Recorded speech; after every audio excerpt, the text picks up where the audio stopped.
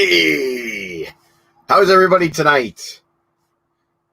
Thanks for tuning in to the LeBrain train.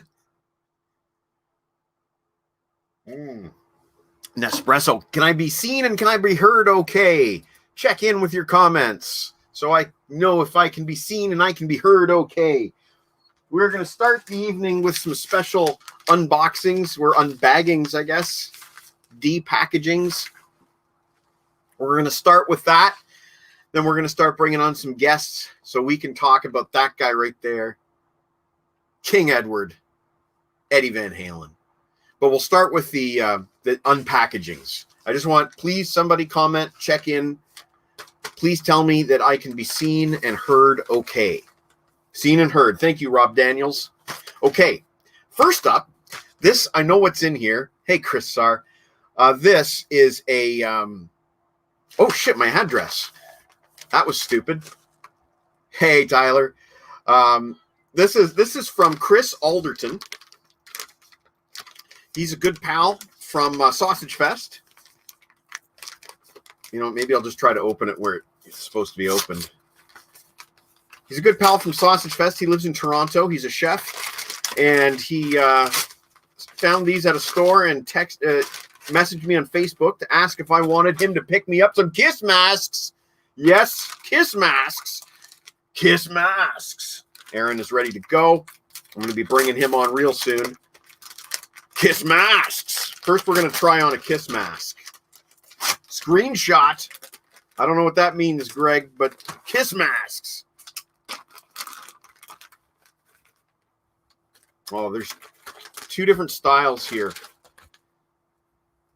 Little logos and big logo. Yeah. Yeah, look how cool I am putting on this mask. Yeah, that does look cool.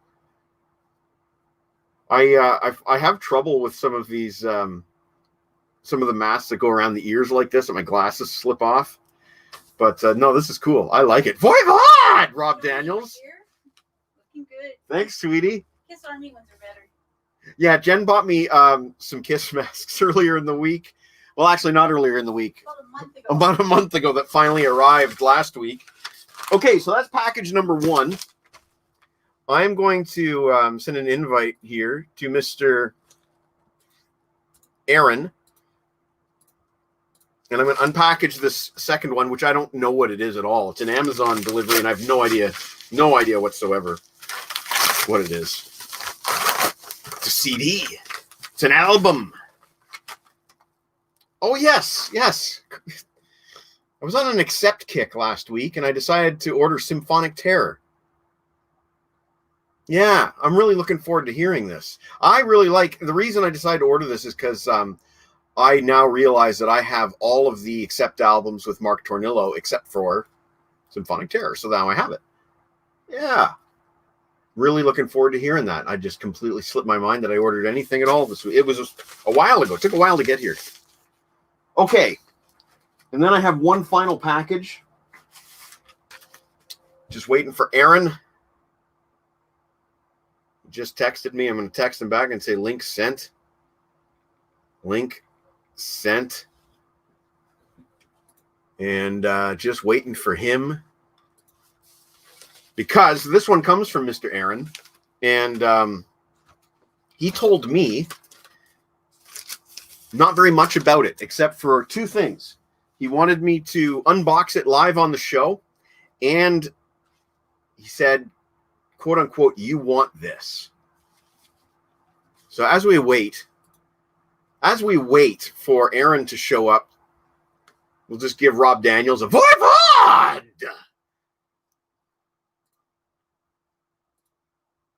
Hey, Kevin, I will have you on shortly. But me and Aaron have some business to do first. I know. Thanks, man. I really appreciate that. I shaved. And you'll notice Mike Kovacic. Check that out. Check out his Facebook avatar there. That's the man, Mike Kovacic. He's a guitar player himself. He knows what he's talking about. And, of course, an LOL from Rob. Even my coffee mug is in the Van Halen colors. The only thing that is not in the Van Halen colors is this envelope. And I couldn't find my Van Halen shirt. Couldn't find it. I only have one Van Halen shirt. Couldn't find it. Anyway, Journey's good. I like Journey. Come on, Aaron, where are you, man? The guy texts me, says, ready to go. And then I don't know where he is. Link is sent. Link is sent.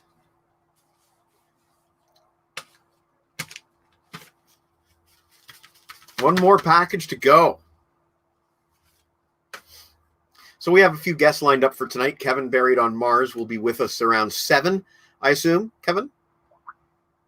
Still waiting for it in his inbox. That's odd.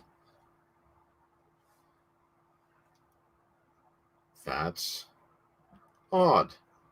Having some technical difficulties here, ladies and gentlemen. Type in... Sorry, folks. / secret code.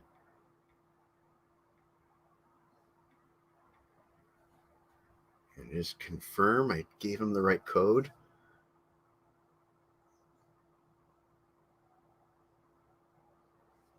All right.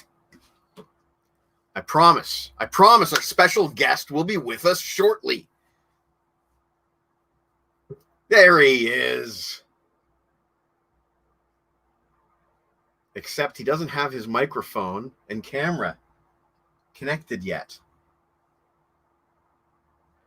It says you need to plug in your microphone and camera. This, my friends, is how live entertainment works. There he is. I see him. Hey, buddy. Oh, can you hear me? Can you see me? I can hear you great. Hey. Well, I'm glad that you are here because it is time. It is time. Yeah. The mystery package. So the preamble. Your voice cut out. Oh, good.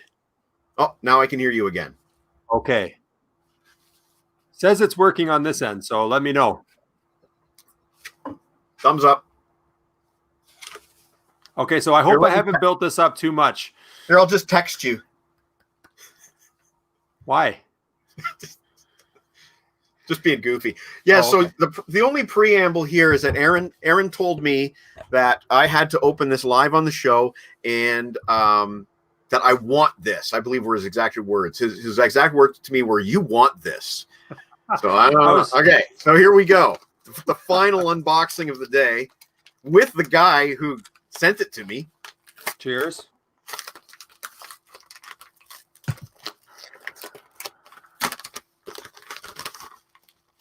It's a CD of some kind. Dude, you want this? Enjoy. To DVD. Okay. So, what's the story? It's unlabeled because I know you like a mystery. Yeah. So you need to put that in the appropriate player and see how you go. Like in your computer. So then like if you right can now? Get down. Well, you don't have to. Do you want me to just tell you what it is, or do you want to discover for yourself? It's up to you. I'm kind of afraid if I get the disc player running, it's going to freeze up this. Okay, so then I will show you something else that will give you a clue. Okay. As to what that is. Okay, it's an intrigue. Yes. But this will clear up everything if you can read this. I'm going to make the screen big. One moment. Aaron. Oh, yeah. Holy shit. I found it. Oh my God. Okay. This is really funny. This is really, really funny. Wow. Okay. So this is why that's funny. As you are aware, I've been wanting to use that track to make a record. Yes. I wanted to have it pressed to a picture disc, and there's a service that does it. And I'd basically given up all hope. So my sister couldn't find that track, which is an early take of Evil Kirk, Yes, the song that I recorded for her solo album, Open. Yep. And she doesn't have a copy of it. The producer doesn't have a copy of it. I lost my only copy of it. And Aaron still had his copy of it. Well, I don't throw anything out, really. Now I can get this cut to vinyl. Now, here's the second part of the story. I recently, I'd given up on this. As I said, I gave up on it. Yeah. And I still wanted to get a special track cut to vinyl on a picture disc. And the only other track I could think of doing it with was a Max the Axe live performance that I recorded myself at the Boathouse in Kitchener 2 years ago. And, it's kind of a special track to me. It's not really something that needed to be on vinyl for any reason, but kind of a keepsake for me. And, I was just something stupid I wanted to do. But now I can go back to my original idea. Yeah. And get now, that cut to vinyl. I'll tell you that is in a format I didn't really know too much about. It's an AIFF file. Okay. That's how you sent it to me. So Really? I assume that you can somehow make that work. That's all I had. If I can't, then Catherine can. Okay, because that that came as the part of that Integrity Mix, right? Series that you sent, and this was the mystery theme bonus single that also included Savatage, Helix, and Def Leppard. Because the theme of course was science fiction. There was all tracks to do with science fiction. Yes, and the one for Catherine Ladano, Evil Kirk, Take One, says the very first time I performed the lyric. Listening back, there are a lot of things I like about this version, which is quite different. So that's your liner notes. And it's on the disc, even has your handwriting on it. Wow. Okay, Interesting. but I don't know about that AIF file. That's what you sent me. So if that's an audio format that can be converted to whatever they need to use to make it, then I assume it's some sort of high quality audio track format, like FLAC or something. I don't know. Here's the thing. Mm-hmm. Didn't I send that to you on a CD? It is, yes, but the file that was there, I drag and dropped from the disk you sent me, and it was 48 megabytes. I don't know if you can drag and drop with a CD. I think you have to rip it using ripping software. No, I mean, when I copied this to send it to you. Oh. I copied the file. Okay, no, and I burned it to another disk, and it was 48 megabytes just for the one file. Look at that. Oh, there you go. See, I use Mac, so I don't know about. Okay, so it's like a wave. There you go. That's awesome. Thank you. Yeah, dude. You're welcome. I'm gonna have a lot of fun with this. I'm gonna wait till I get the Max the Axe record in the mail. Yeah. Hear how it sounds. It's already been shipped. I'm gonna hear how it sounds, and then I'm gonna get that sucker. Okay, my mom just checked in. Mom, Aaron just found a very rare CD that I sent him that Catherine doesn't have, that I don't have, with the very first performance of Evil Kirk ever. And Aaron just sent me a copy of it because I sent him 10 years ago, maybe. It doesn't have a date on it. Catherine doesn't even have this track. So this is a big deal to us. Yeah. Yeah. Cool. Well, I hope it works out. And can I please, if you're ordering those and ordering copies, however much for the cash monies, I want one too. I can tell you how much it was. For a 7-inch single. Yep. With a picture disc single-sided. Yeah. You get up to 6 minutes of music on a 7-inch. Okay. That was $55 shipped. Wow. From Wales. From Wales. Now, that was a 7-inch record. A 7-inch record can hold up to 6 minutes. They also sell 5-inch records, which are cheaper. And I think Evil Kirk might be short enough to fit on a 5-inch, which I believe is about 4 minutes. Why whales? So, yeah, it's just I found this service. It's weird, Aaron. You're not on social media, so you don't know how weird this is. But everybody gets ads on Facebook. No matter who you are, you get ads, and they try to tailor them to everything that they've been spying on you about. So I must Google records and vinyl and weird unique vinyl. I Google that shit a lot. Yeah. And Facebook started showing me an ad for a company based out of Wales called Vinyl Art Co. or .co. Oh. And I checked them out. I read some reviews, and I thought I would take a chance. Mm-hmm. And so the record's already been cut and shipped, and I can't wait to check it out. There are other services out there that make custom records for you, but this is the one that appealed to me the most, being a picture disc. Okay. Well, that's interesting. I mean, it shows you what a global community it is, right? Like, yeah, I know Lego Man would have. It also shows you how pervasive the spyware is. Oh, see, this is part of the reason why I don't have any of that. If this is appearing on Facebook, this is the only time I'm ever on Facebook. Right, and you're not even. I mean, most people are probably watching you on YouTube right now because I've been trying to steer people in that direction. Okay, well, I don't do anything there either except watch hockey. Oh, okay.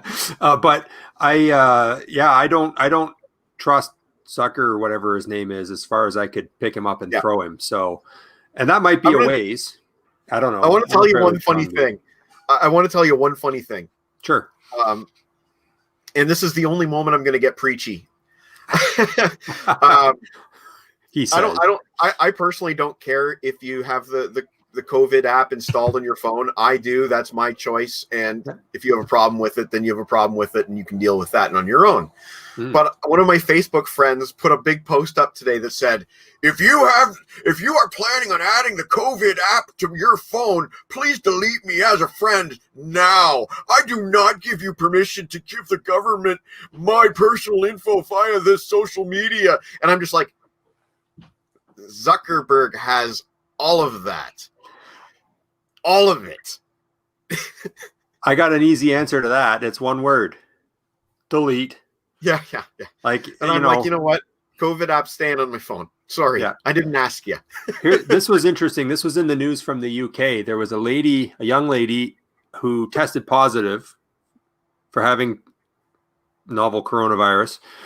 And they have a track and trace software, like an app that they use. So once you are tested positive, then however they do it, you are one of the disease type vectors, and you're supposed to go isolate and quarantine and all of that stuff.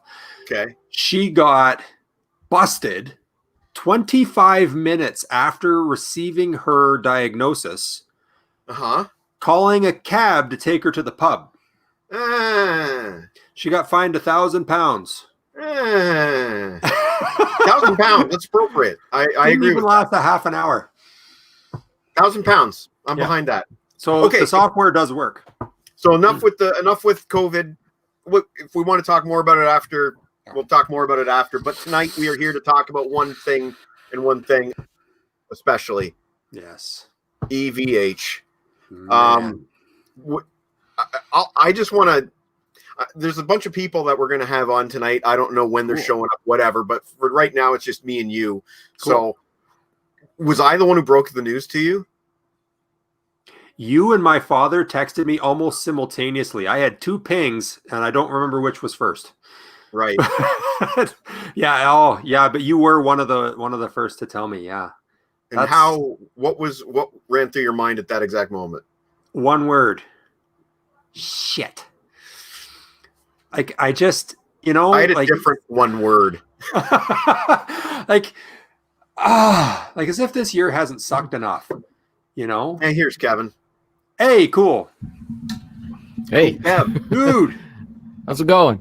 Good. How are you? I was just, I would have jumped in earlier, but I was busy watching the show. I was just like, and then you were like, I'm going to bring on other people. I'm like, oh yeah, I'm supposed to be on this. So Kevin,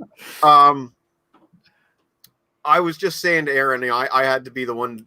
Me and my dad apparently simultaneously broke the news to him, but I was farting around on my phone, and I quickly logged into Twitter, and the very first thing at the top of my page was Wolfgang Van Halen, and the thing that I saw said, "I love you, Pop," and words like "never" and "I can't believe," and I was just, I knew immediately. I didn't have to read it, and I immediately went on my Facebook app and I texted the guy at the radio station whose favorite idol in rock, period, is Eddie Van Halen. I had to break the news to him, and unfortunately, EVH dead was like all I could manage to type. I was so like, it's like, and then I started to just think about it. And the weird thing was David Lee Roth was playing at that exact moment on the radio, but I was solo Roth. And, holy man. Anyway, like that was Tuesday, I believe we're talking about at this point. I think it was Tuesday. And I've been playing, aside from that new AC/DC track, I've been playing nothing but Van Halen since Tuesday. Nothing. Yeah, me too. And I'm really appreciating and processing a lot of this stuff. And maybe starting with you, Kevin, how's the processing going? It was like I felt gutted that first day. It was like a big chunk was just taken out of me. I found out it's kind of dumb, but when I first sign up to people's blogs, I forget to turn off the email notifications right away because I prefer to wait till I'm at a computer and sit and read them. And so it was somebody's blog who posted about it, and I looked at it and I'm like, okay, like first thing is like, okay, this isn't The Onion, right? This is what the heck is this? So I'm trying to type it into Google, just to get that confirmation. My hands are shaking because I'm just so distraught. And I finally got it typed in there and I saw it. And then I showed Sarah, and that was it for the rest of the day. I just sat in front of the computer and just watched like Van Halen stuff and listened to Van Halen stuff and typed about Van Halen. That was, I knew that he was sick. I knew that he had that cancer scare like 15 years ago, I want to say. It was that throat thing he had, and he was blaming it on the guitar picks while he's smoking a cigarette, and you just want to shake him and say, it's those damn cigarettes. Yeah. But I had no idea. Like, cancer's really, it messes with you, right? It's like one day you're good, the next day you're bad. It's just up and down. And I thought he beat it. I thought he was fine for a long time. And even they were saying that when he got sick this time, it was like really quick. It was like just within the last couple of days. And yeah, I'm still getting over it, and it may seem silly to a lot of people that, he's a celebrity. It's like, well, so what? Who cares? Celebrities die all the time. But he had an effect on me, he's been part of my life since I was a teenager, Just want to share that real quick. Yes. Absolutely. Truer words, man. Truer words. Rob has been unfortunately touched by cancer this year, and Frankie Benally from Quiet Riot, cancer. Jerry McGee, Brighton Rock, cancer. I'm sure that there have been more also recently, but those are just fuck cancer. Yeah. And I just want to say hi to Lana, who's been following some of the conversations in the vlog all the way from Hawaii. Very she nice. finally made it to a live stream. Cool. Very good to see her. I was talking to her about this podcast, and I thought, well, she's never going to bother with actually showing up. And there she is. Very good. I promised her AC/DC, but we got Van Halen instead. Yeah. Well, sometimes life, this is the way it is. Sometimes life. Yeah. Aaron, how have you been processing this information since Tuesday? Oh, yeah. Yeah. This is how I've been processing it. Yeah. I've been spinning the vinyls. We're going to do some show and tell tonight. I just did. Kevin, what do you got? They're just my CDs. Okay, I got 7-inch singles. Nice. I've got all the CDs over there. I can. No, this is great. We each have something different. I actually have one, if I can share it, that is probably the coolest Van Halen thing I have.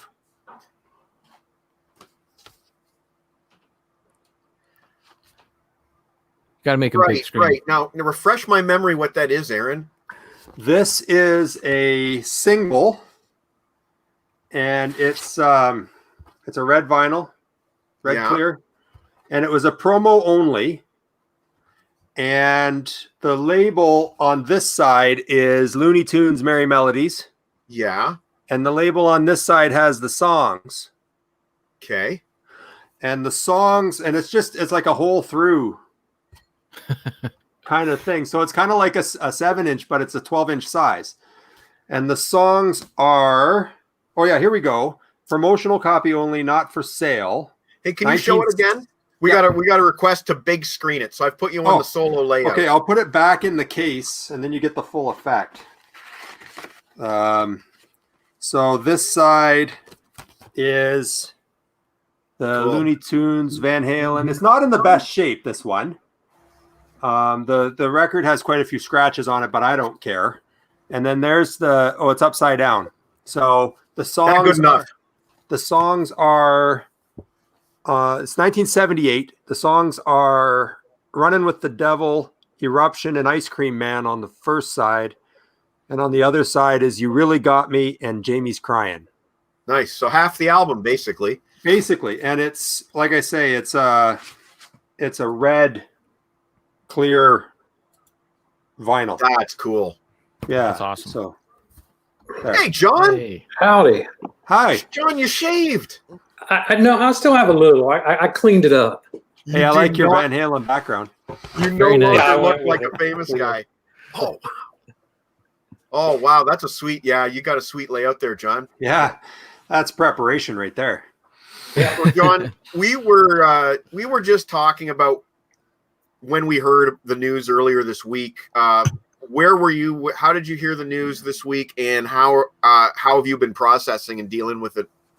Well, till now. I was sitting here working, and then I think on my personal computer, it popped up your IM. It said EVH is gone or something, and that's what. And I went online and was like Googling, and it didn't show up anywhere. No, it didn't. And I'm like, how do you know this? But I was just, I don't know, I was in a funk the rest of the day. And busy at work, and so still had to work. Got through all that. I felt like such a douchebag. I felt like such a douchebag, but I came home and I was kind of short and snippy with Jen. I apologize, sweetie. But I was kind of short and snippy with it. And she's like, "What is wrong with you?" And I said, "Eddie Van Halen died." Sorry to interrupt. Go ahead. But no, yeah, that's kind of the way I felt the rest of the day. Yeah. And so, yeah, I got up the next day and pulled all these out and started from the beginning and just kept on going all day long. Yeah, it was, the first, well, I shouldn't say he's not my first guitar hero because that was Ace Frehley. Yeah, me too. But then when I heard, Eruption and that album, I was like 9 years old. And then I heard that and I went, Ace who? It was We have the Meat Man with us. Now he can only stay a short while. Cool. But hey, Meat Man, how are you doing? Hey, people, how's it going? Hey, before I know you have a list, right? No, I didn't. I ended up just saying screw it. But you have some things you want to say. Yeah, I have a few things. Before you get to that, can I ask you, how did you hear the news this week, and how have you been processing it this week? I heard it actually. It was very similar to what Jon Snow just said. I actually got a message on that live stream chat. And it's that was me. It's something about "Oh no, Eddie" or something. I'm like, I looked on Google and went, "There's nothing." Right. And then I got another message on the stream chat, and it was the Wolfgang post. Right. Yeah, I took a screenshot of it. I went, "That's weird," and then I went back to Google, and it was everywhere. Yeah. It was literally that fast. Like literally, I went on Twitter and it was like Wolfgang Van Halen, and then like 43 seconds or whatever it was. Like I literally caught it when he posted it. Mm-hmm. I mean, it's a sad world that we live in, but like that the first people to break it is TMZ, of course. But it is what it is. Someone's got to break it first. So. Yeah. But have you been? What have you been rocking it to this week? Because I know you've probably been playing. I let me guess. I know you. You've been watching a lot of really cool live clips on YouTube. Yes, I have not played any album. I have not played any songs other than a live clip. I watched and I highly recommend it. I watched a clip of all his appearances on Letterman looped together, which was neat because he played with the band like 3 times. Sat in with the band like 3 times, and then Van Halen played that. What is that? When you love someone faithfully, whatever that song is. I'm not a fan. Not enough. Yeah, it's on Balance maybe or something. Mm-hmm. Correct. Yeah. Yep. But it was neat watching the Letterman one. So just and he's just constantly smiling, like you know. I don't know. The whole thing is weird. Me and Tom were talking about it, and like in terms of like localized, like it's not really a pert situation, but in the world, it's not even close. Like not even close. Like he played on the #1 best-selling album of all time. He married America's Sweetheart. I mean, you could walk up to someone in Taiwan and they know who Eddie Van Halen is. Now that might help that his name's in the band name. So I mean, but really, I mean, he's on a kind of a shelf by himself. You know, I mean, heck, you show the background, and everybody immediately knows this color pattern. Yeah. Oh yeah. Back to the Future. Back to the Future. Right. Remember when Marty is trying to get his dad to ask out his mom, and he says, and it's actual Van Halen licks playing in the earphones, but he's playing this guitar solo, and he goes, I am Darth Vader from planet Vulcan. And you can see on the cassette tape, it says I think it says Edward Van Halen on the cassette tape, if I'm not mistaken. Yeah. But that was actual Van Halen licks. And that Back to the Future was what, around 1985-ish? Mm-hmm. Something like that, yeah. I mean, in 85, I would say Eddie Van Halen was already pervasive. He'd already been with Valerie Bertinelli. Mm. Yeah.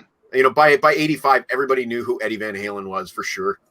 And, well, one of the things I watched, and I highly recommend it too. There's a podcast out there called the Bill Simmons podcast. He's known as a sports guy, but he's done a lot of the ESPN documentaries, which is not just sports. And it's a fascinating podcast. He has on Chuck Klosterman.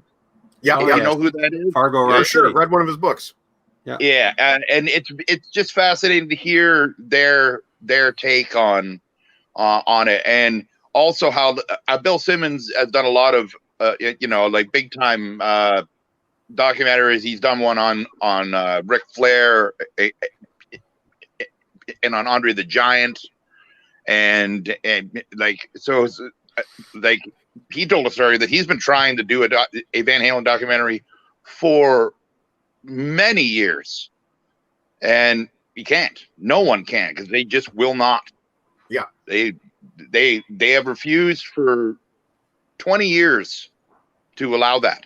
Yeah, I have a feeling that might change now, but it's kind of. Can I pause you for 1 second here, Meat? Yeah, for sure. On that subject, the news came out today that Alex and Wolfgang are going to start going through Van Halen's vaults of tapes.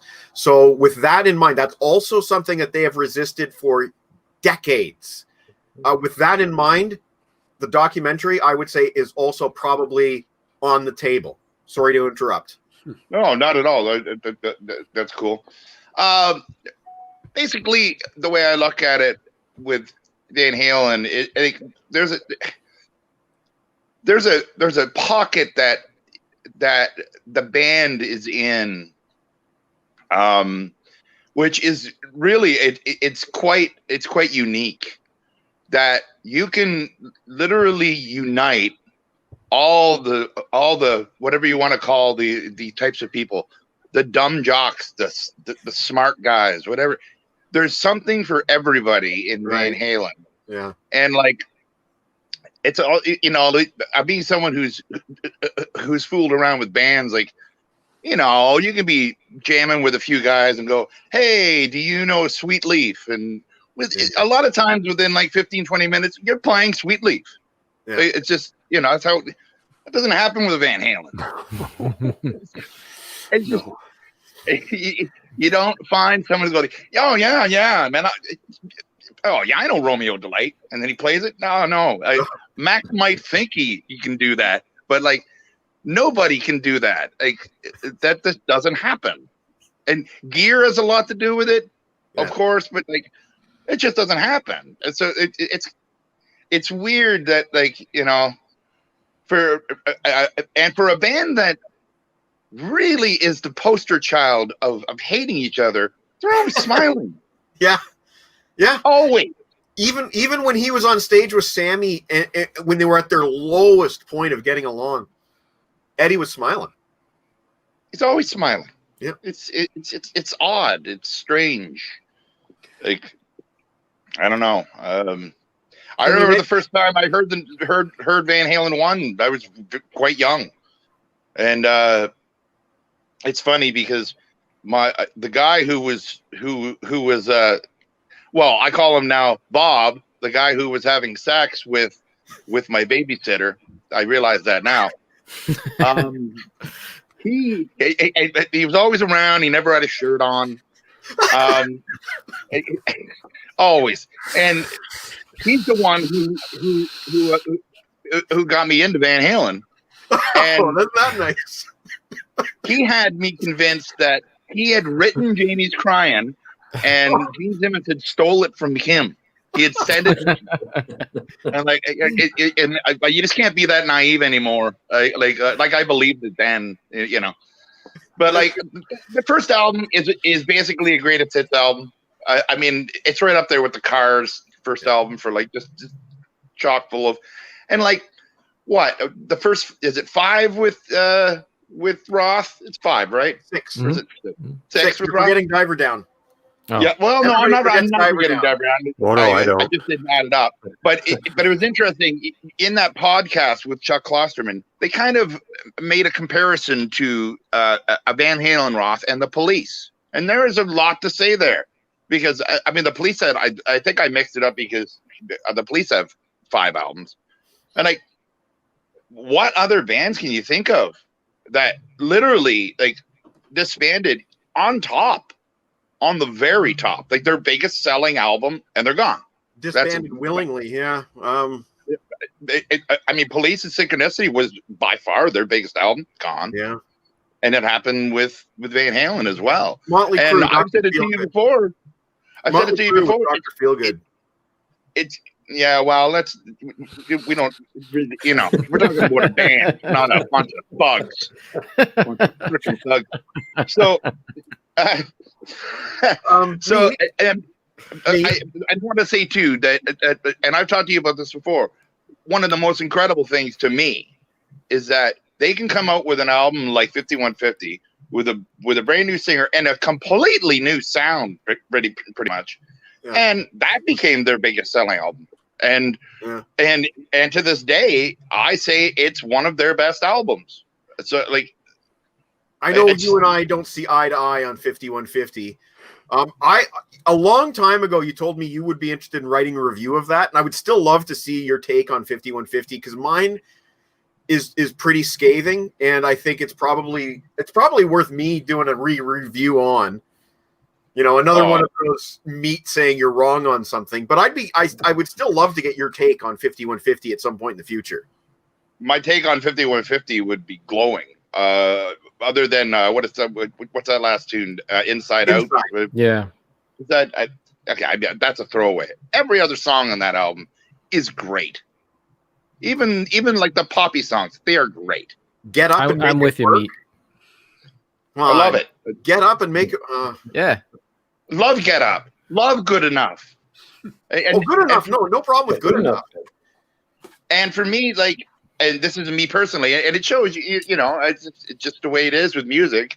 I don't think they have a great album after that. You know, there's a lot of people who would say, you know, yeah. I agree. I'm an OU812 guy. And for Unlawful Carnal Knowledge, like, they're okay. I mean, there's some really good moments on both, but there's but nothing like 5150. It's such a great album, but it's so different. Yeah, it's hard to imagine. It's hard to imagine, but that album was mostly musically written. Well, maybe not mostly, but it was at least partially musically written with Roth before Roth bailed. And it's hard to imagine what his spin on those riffs and those melodies would have been. It's quite hard to imagine. Very hard to imagine. Wilder. Yeah. It would have been different, and it would have been different too with such a drastic change in sound. Yeah. That's actually one of the things that I'm critical about it, is that the fatness of the Van Halen sound is gone, and it's thinner. Now Harrison is the contrarian to me at most times, and he agrees with you guys at Get Up Rules. And Chris Sarr thinks that Meat is lying down. I am kind of lying down. It's comfortable. If I lie down, I won't be able to get back up. Get up and make it work. I'm kind of, see what I did there? I'm kind of comfortable. Yeah. So no, I'm not going to get up. I'm just fine right now. But it's pretty crazy. I don't know. I don't know. The thing with the Pert thing, Pert. There was a Carl Palmer before there was Neil Peart, and Neil Peart would have told you that he borrowed a lot of his style from Carl Palmer. There was no Eddie Van Halen before Eddie Van Halen. I mean, his influence is Eric Clapton, and he sounds nothing like Eric Clapton. True, nothing. So it's pretty incredible, to be, and I mean just under Jimi Hendrix. And some people would say he passed Jimi Hendrix. I personally wouldn't, but I mean, to even have that status without dying after 4 years, I mean, that's part of the Jimi Hendrix mystique. Is that kind of like a Randy Rhoads and whatever. Your popularity becomes legend because of tragedy or whatever. Van Halen didn't need a tragedy to become a legend. He just needed that first album to fucking come out. That's all it was. So it's pretty crazy. Yeah. I'm assuming we're gonna probably be hearing a lot of Van Halen on the Sausage Fest 2021 countdown, but that's never really happened. It's never really happened, and I think it's just because there's just so many songs, so many iconic songs to vote for. People just. I'm kind of disappointed. I'm kind of disappointed in a way that we didn't do lists, but I think we actually should do Van Halen lists on an upcoming show. I really would like to do that because, they do have deep cuts that are quite good. And you can't really do albums. No, you can't. It's too predictable. It's too predictable. I mean, they don't even have 11 albums, do they? But they might. Yeah. They might have just 11 or 12. But sorry. Gotta drink some soda here before my voice dries up. They have 11 studio albums. 11. So there you go. That's less fun. But I think we should really do deep down favorite Van Halen tracks one day. Everything on the table. Everything on the table. Even their cover of the Who's "Don't Get Fooled Again" or whatever. Well, that wouldn't be I want to know you guys' list. So. You mean we'd have to go back and listen to it all again? Come on, man. Yeah. Damn. Me, one thing I'm curious about for 5150, my first exposure to 5150 was the live concert, actually. The live event. Because if you remember, Van Halen weren't doing music videos at that time. They were only doing live clips. So all I knew from 5150 was live until I got the album 2 years later. That concert is how do we say this? That concert is divisive among Van Halen fans. Some people find it a little bit too goofy. Some people say, "Hey, fucking right on." What do you think? Well, I remember the concert well. I haven't seen it in a long time, but too goofy. Have you seen any pictures and seen interviews with Van Halen? They were goofballs from beginning to end. They're always just completely hopped up on goofballs. Like that's what the band is. And like, it's funny with 5150. I remember being in grade 9 and probably it would have been about 83 because the album actually came out right before 1984. Isn't that right? I think 19 so. Oh, sorry, not 5150. I'm talking about 1984 came out, I think, in what, late 83, was it? Yeah, I think so. Like right at the tail end of 83. But it's funny because the guy that I ended up playing my first shows with, like a guitar player that I met in WCI in grade 9, we met because we were arguing about the new song Jump and the keyboard factor. Like that's how we met. And I ended up, playing a lot of shows with this guy. And we met through Van Halen. Like he was a Van Halen freak. His older brother could play Eruption and whatever. Like it just is the start of a lot of things musically for people. It really is. Yeah. I want to get to that. I wanted to tell some stories about when we first heard Van Halen. I don't know how long you're going to hang around, but not much longer. I mean, I've already kind of told that. So yeah. But I'm going to check it out later. I'm interested to hear what you guys have to say. I'll just have to watch this stream later on the old YouTube. Do it, man. Do it, man. For sure. And thanks for dropping by. I feel like how are you guys doing? Everybody's just dropping by, Yeah. Go and eat. I just figured, man, I'll pop in and pop out. There's probably a lot of people that you should have on just to give their piece and and say their thing. Yeah. Well, if you feel like popping up again later on tonight, you come and if you're in the witness protection basement, that's fine. We don't care. You feel free to drop in the witness. I'm definitely there. Okay. I can't move. Like you can't see this right now, but my legs are shackled. You have a good nap, okay? I plan on it actually. I love that description of Motley Crue. Just a bunch of thugs. I'm using that. I'm stealing that. It's funny because we do. Mike knows that me and a couple of guys we do comedy bits, or at least try to do comedy bits, and we actually just recently did one about a drug that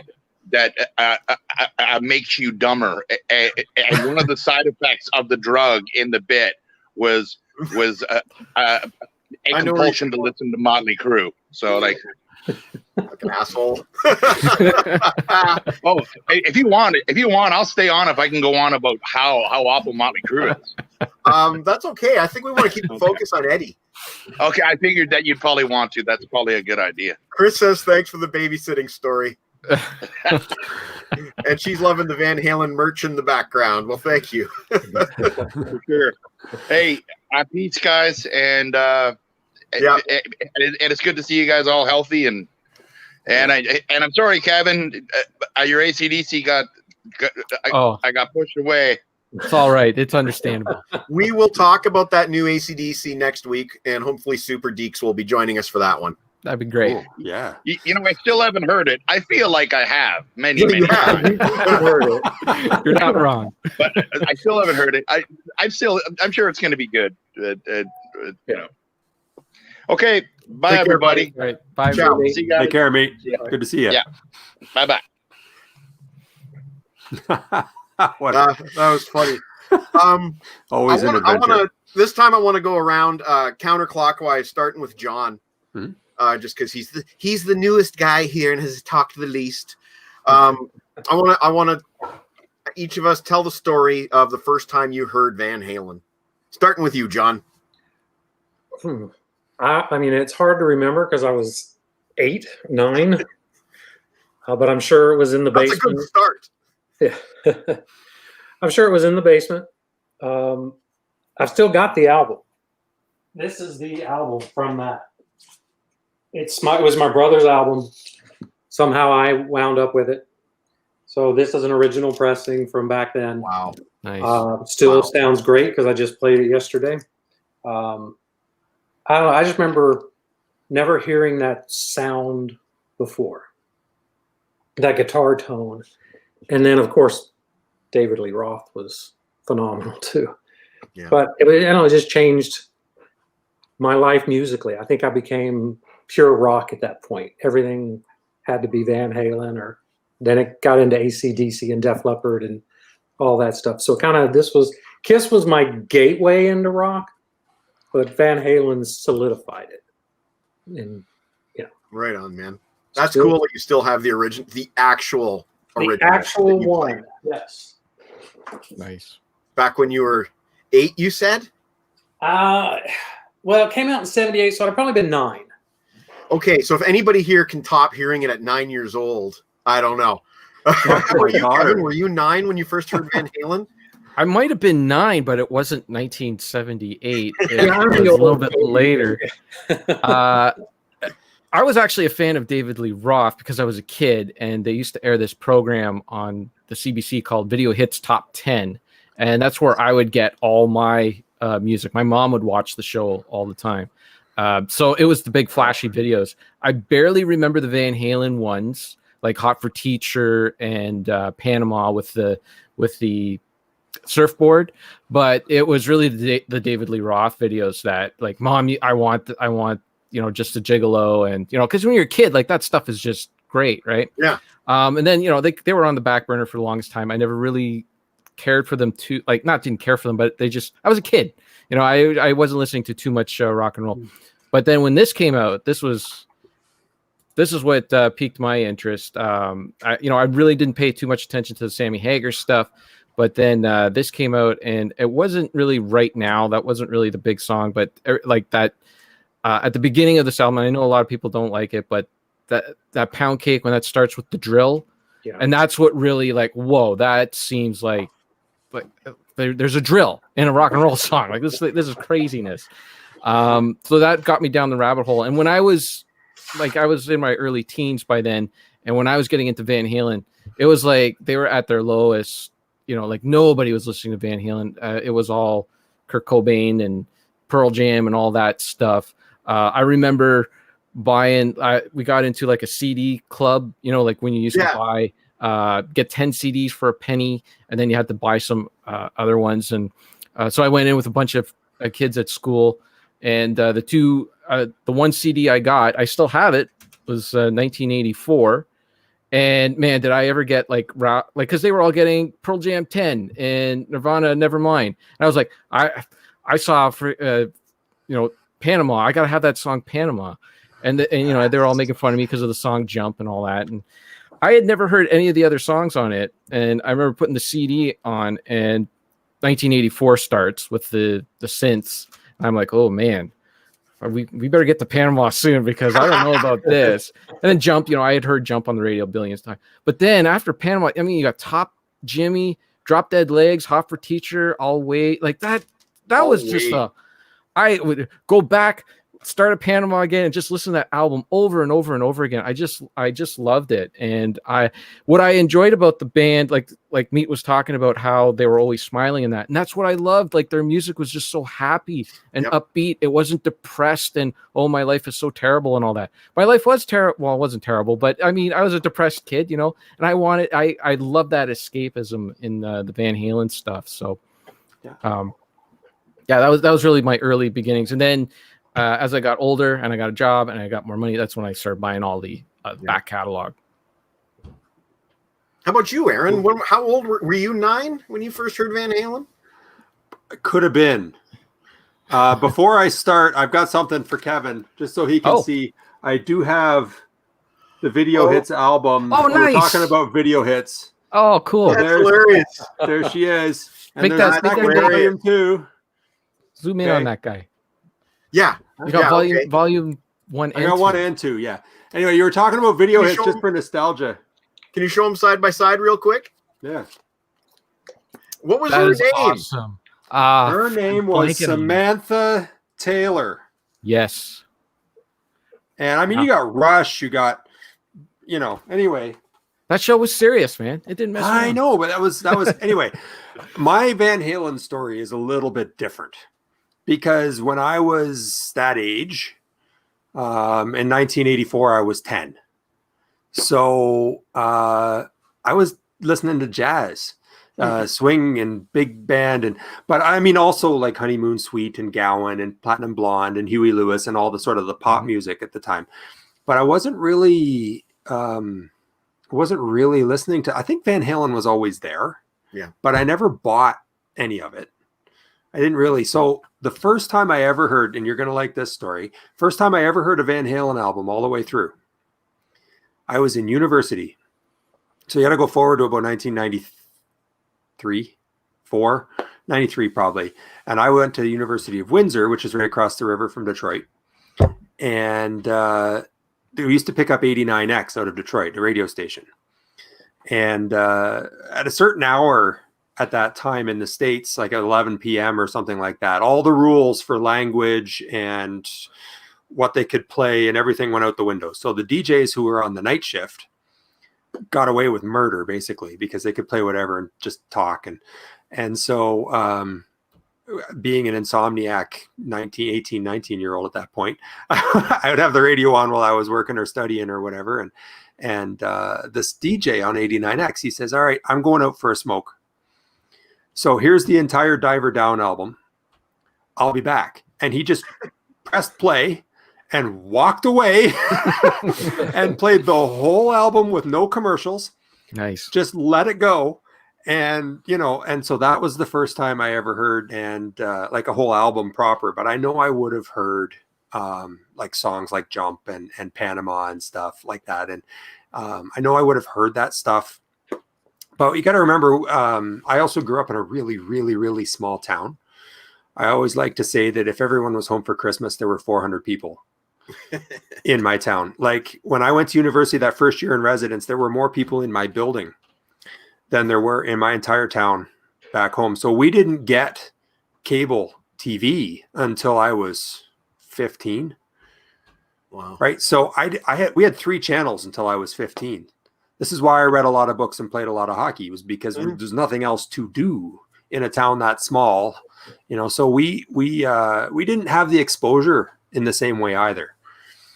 But yeah, that was, I would say Van Halen was always there, but I don't have a specific memory of saying, that's the one, because I wasn't even listening to that stuff really. I was, well, that too. Yeah. Swing, big band, Glenn Miller, and, Louis Armstrong and all that stuff. Yeah. By choice, by the way, by choice. Good enough. I'm just sorry. I'm sorting my records, which you'd think I would have done ahead of time. But I've got a bunch of Van Halen 7-inch singles here, which I acquired later in life. But Panama was definitely among the first songs that I heard. Right there. And there's the picture that Bob's talking about. Nice. And, I can't remember the specific. Chris Sarr's asking where you grew up, Aaron.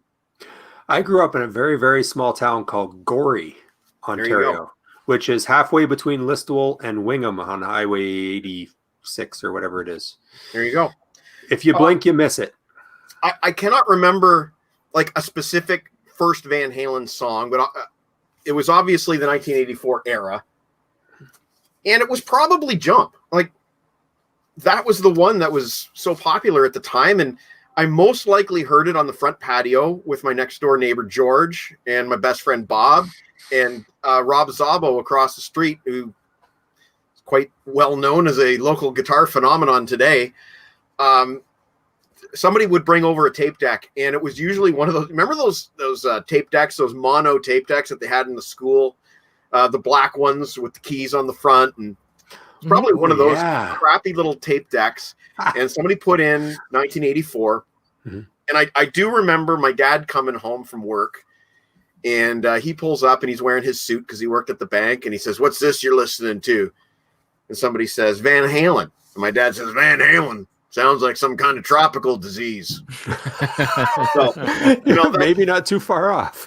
That's one of those things you never forget. But definitely Van Halen's videos on Much, because we had Much right from the very beginning when they first started out.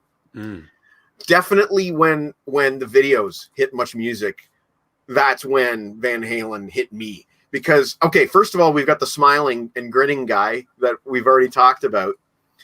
And second of all, the song was amazing. And their videos were cool. Bob mentioned David Lee Roth flying around on the harness. Man, those videos were cool. And everybody at school, sit down, Waldo. Yeah. Unfortunately, they were saying it to me, but that's a whole other story. So Van Halen quickly became one of my favorite bands as I was discovering rock. And it was all about 1984. And shortly after I got into Van Halen, the news comes out that David Lee Roth has quit the band. So really, the band split like right after I got into them. Wow. That was kind of a bummer. But, I followed along, and I was intrigued when I was enthused when Sammy Hagar was hired as the singer, because two reasons. Roth had come out with Just a Gigolo, and I wasn't buying it. It wasn't rock, right? And I was getting into rock. So Just a Gigolo was not what I was interested in 1985. So as far as I was concerned, Roth was no longer rock. Meanwhile, Hagar had this song called I Can't Drive 55. And I was like, I like that guy. He rocks. And I thought, I'm looking forward to this new Van Halen. And needless to say, if you've read my review of 5150, when Why Can't This Be Love came out as the first single, I was not on board at all. Because here's Eddie, and he's playing keyboards. And Sammy Hagar cut his hair short, and he had this weird kind of mushroom hair-shaped hairdo. And, it took me a while to really, after 1984 and after Roth quit the band, it took me a while to really get back on board with Van Halen. Like, I dug a few of their tunes from 5150, but I wasn't buying this transition with more keyboards. And I'm very musically immature at this point. I'm all about rock. So, keep that in mind. I think the OU 812 album kind of evened things out for me. I'm one of those people that likes OU 812 better than 5150, but hey, whatever. And it really all changed for me. I think it was about 1989 that I got the Diver Down album. And I want to say it was my grandma that gave me the Diver Down album. And basically, back then, when they wanted to buy me a gift, my sister would help them pick out a tape. And she kind of knew what tapes were in my collection. And she knew what bands to look for. So she pulled out a Van Halen tape. The cover was very neutral. It didn't have pictures of demons or devils on it. So that was okay for Grandma. They bought me 1984, and I was like, not Diver Down, sorry. I mean, they criticized Diver Down for having a lot of covers on it, but gosh darn, there's some good stuff on Diver Down, man. Seriously, good stuff on Diver Down. A lot of jokey stuff, but Where Have All the Good Times Gone is a fantastic song. I don't care if people criticize Pretty Woman. I think it's a bloody great rendition. The guitar interludes on that album are great. Hang 'em High, The Full Bug. Yeah. People can criticize Big Bad Bill as Sweet William Now as a filler joke tune. I don't give a shit. Big Bad Bill is Sweet William Now is the song that my parents got. They were into Van Halen because of that song. I'm playing it in the car, and they're like, "What's this?" I said, "It's Van Halen." And they're like, "I don't mind this." And they started hearing more Van Halen, and there were certain songs that my parents liked, and they might not have been supportive of my Ozzy Osbourne habit, but my Van Halen habit, they were supportive of. And Roth solo stuff, they loved Just a Gigolo. And what was the other one? Oh, California Girls. They loved that stuff. They thought, my mom says to me, I don't understand. Why is the band called Van Halen when the singer's name is David Lee Roth? And I said, because my answer at the time was because there's two Van Halens in the band and only one Lee Roth. But the truth of the matter is, it was Eddie's band, and as much as David Lee Roth was probably the visual that got me into Van Halen, I mean, we all tried to practice doing that spinny jump kick, that he does in the Jump video. We all tried to do that and failed miserably. It was Eddie Van Halen's music that was the core of it. Like there's no David Lee Roth kicking without Eddie Van Halen coming up with that keyboard lick. And there's no question the music was all his. Regardless of the writing credits, the music was all his. There would have been no David Lee Roth. I shouldn't say that. I mean, I'm sure he would have become something on his own. But, that whole beginning for me with Roth wearing the tassels on his pants, everybody hamming it up for the camera in that video, never would have happened without Eddie Van Halen.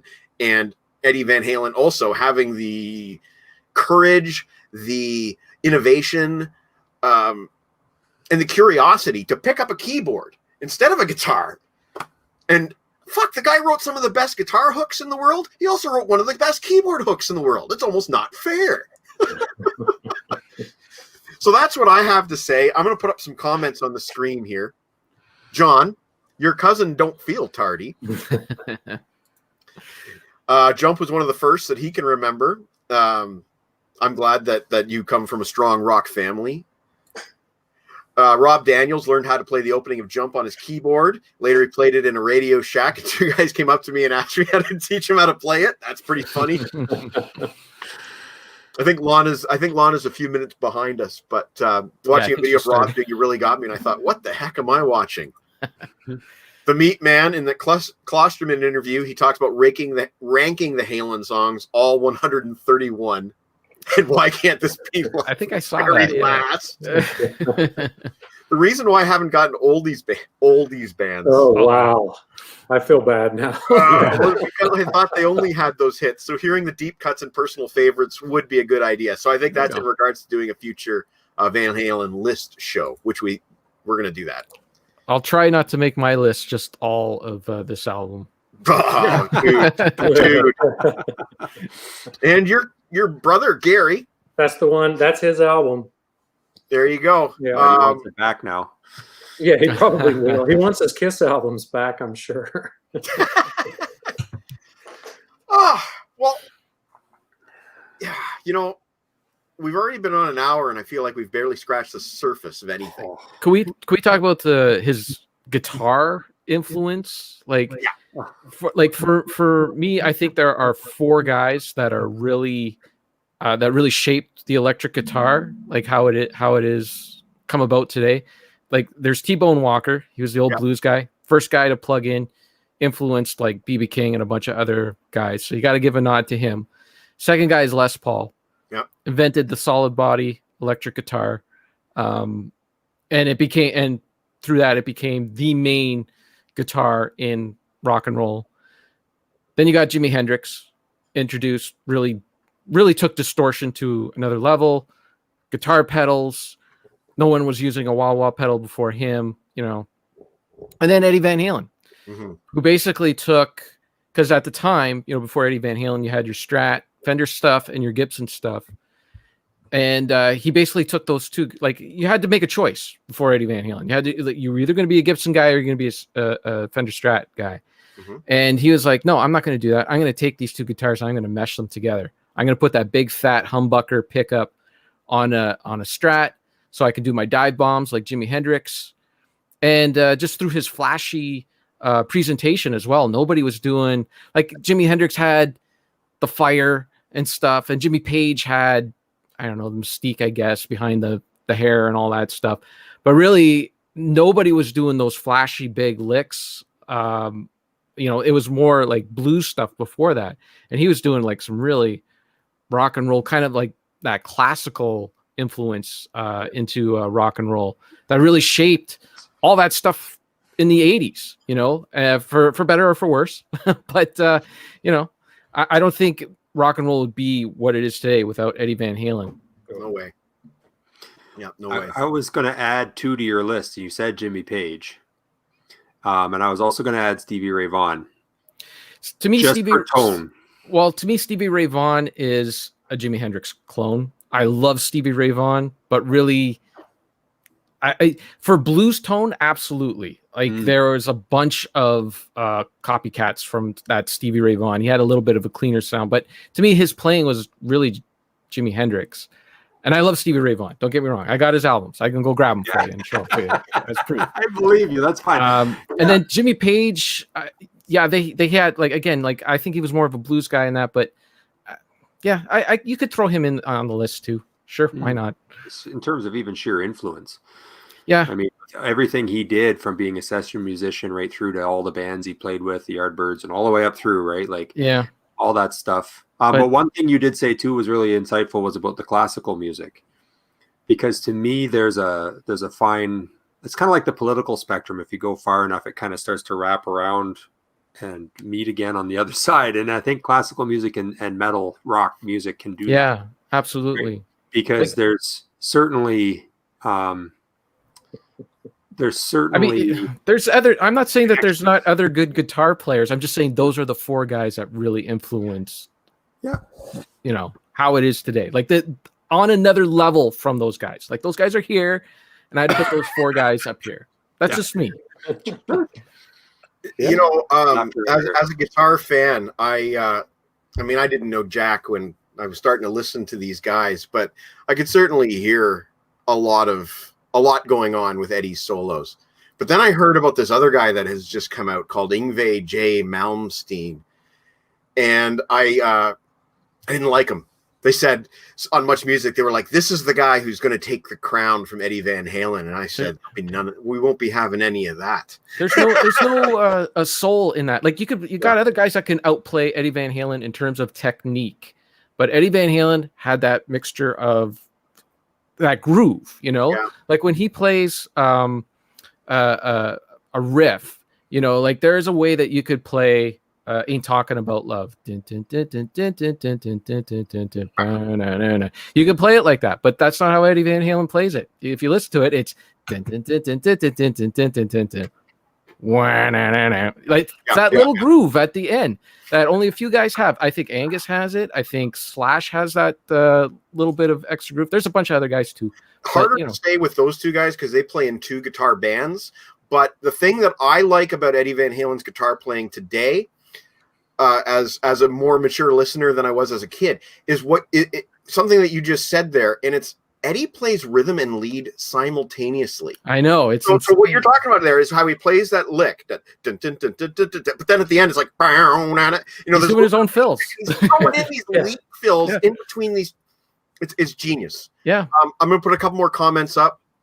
This is true. Big Bad Bill, Eddie hated until they put his father on it. And I think, if his father wasn't on it, it wouldn't have been a song that I could get my parents into. So I'm supportive of that. Eddie Van Halen invented the Floyd Rose whammy bar system. That's crazy standard now. Yeah. Well, not only that, but like you can go to a store now and buy a Fender Strat. Yeah. That has a humbucker pickup already built into it. Yeah. Could not do that before Eddie Van Halen. Yeah. They even have Telecasters with humbuckers in them now too. Yep. Yeah. He had like 3 patents. Yeah. And I don't remember what all of them were.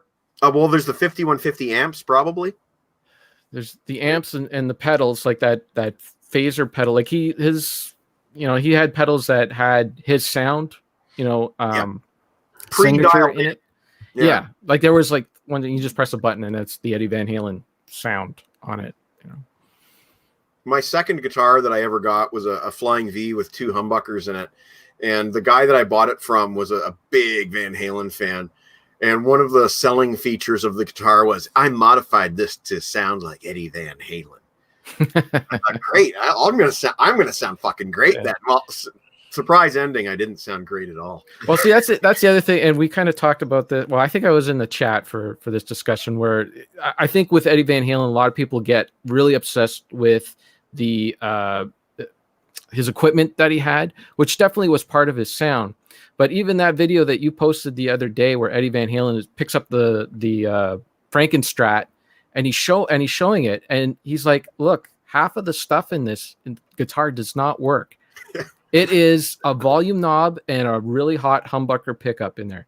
That's it. That's the entire guitar, because the rest of his tone was in his fingers. Yeah. He used to tell this great story about how Ted Nugent was obsessed with his sound. Like Ted Nugent, I think Van Halen was opening for him, and he heard Eddie Van Halen. He's like, "Oh, I gotta try that rig of yours. I want to sound like Eddie Van Halen. Like, let me see what's going on with this rig." So Eddie Van Halen didn't let a lot of people try his rig, but it was Ted Nugent in the 70s. So he said, "Okay, sure, go ahead, Ted Nugent from the 70s." And Ted Nugent grabs his guitar, starts playing it, and he sounded exactly like Ted Nugent. He did not sound like Eddie Van Halen. That's cool. That's cool. John? Yes. You haven't spoken in a while, so I'd like to ask you the next question. Okay. Favorite Van Halen album? Favorite Van Halen album? Well, that's easy. That's Women and Children First. Cool. I like that. And especially I played that album today. Yeah, well, I came across this just 2 weeks ago. Right. I meant to ask you what that was. This is the demos from Women and Children First. So, I want that. Look at Mike, wipe the drool off your chin. Actually, you know what? I saw that in your pickup post, and yeah, I'm gonna go get a refill. Okay. Okay. Can you show that off while I go get a refill? Yeah, no problem. It looks pink, but it's red. Sweet. The same picture on both sides. This has In the Cradle of Rock, Romeo Delight instrumental, an unreleased instrumental, Everybody Wants Some, Loss of Control, and then Take Your Whiskey Home instrumental. That's on side 1. Side 2 is Fools, In a Simple Rhyme instrumental, and the intro to Take Your Whiskey Home. And what's really cool about them, it's, Eddie's on there, but the bass and the drums are really mixed and pushed forward in this, which is really a different take on all the songs. Now, the instrumentals, you definitely get a lot of Eddie's showboating, but it's like they lowered it a little bit and didn't. And you just hear a lot of Michael Anthony and Alex. And then Dave's, and all the, what do you call them? His little speaking parts Dave has him. Yeah. The ad-libs are all different than what end up. Oh, really? Yeah. Oh, I want to hear that. Yeah, so you don't get, you've seen Junior's grades. That's not it. And then you got 3 bonus tracks. It's a cover of Gene Genie live in Pasadena from 1976. Then it's the Mean Street demo, Voodoo Queen. And then it's a 1978 live version of Bullet Head, which is on A Different Kind of Truth from 2012. So really sweet. It was record store day.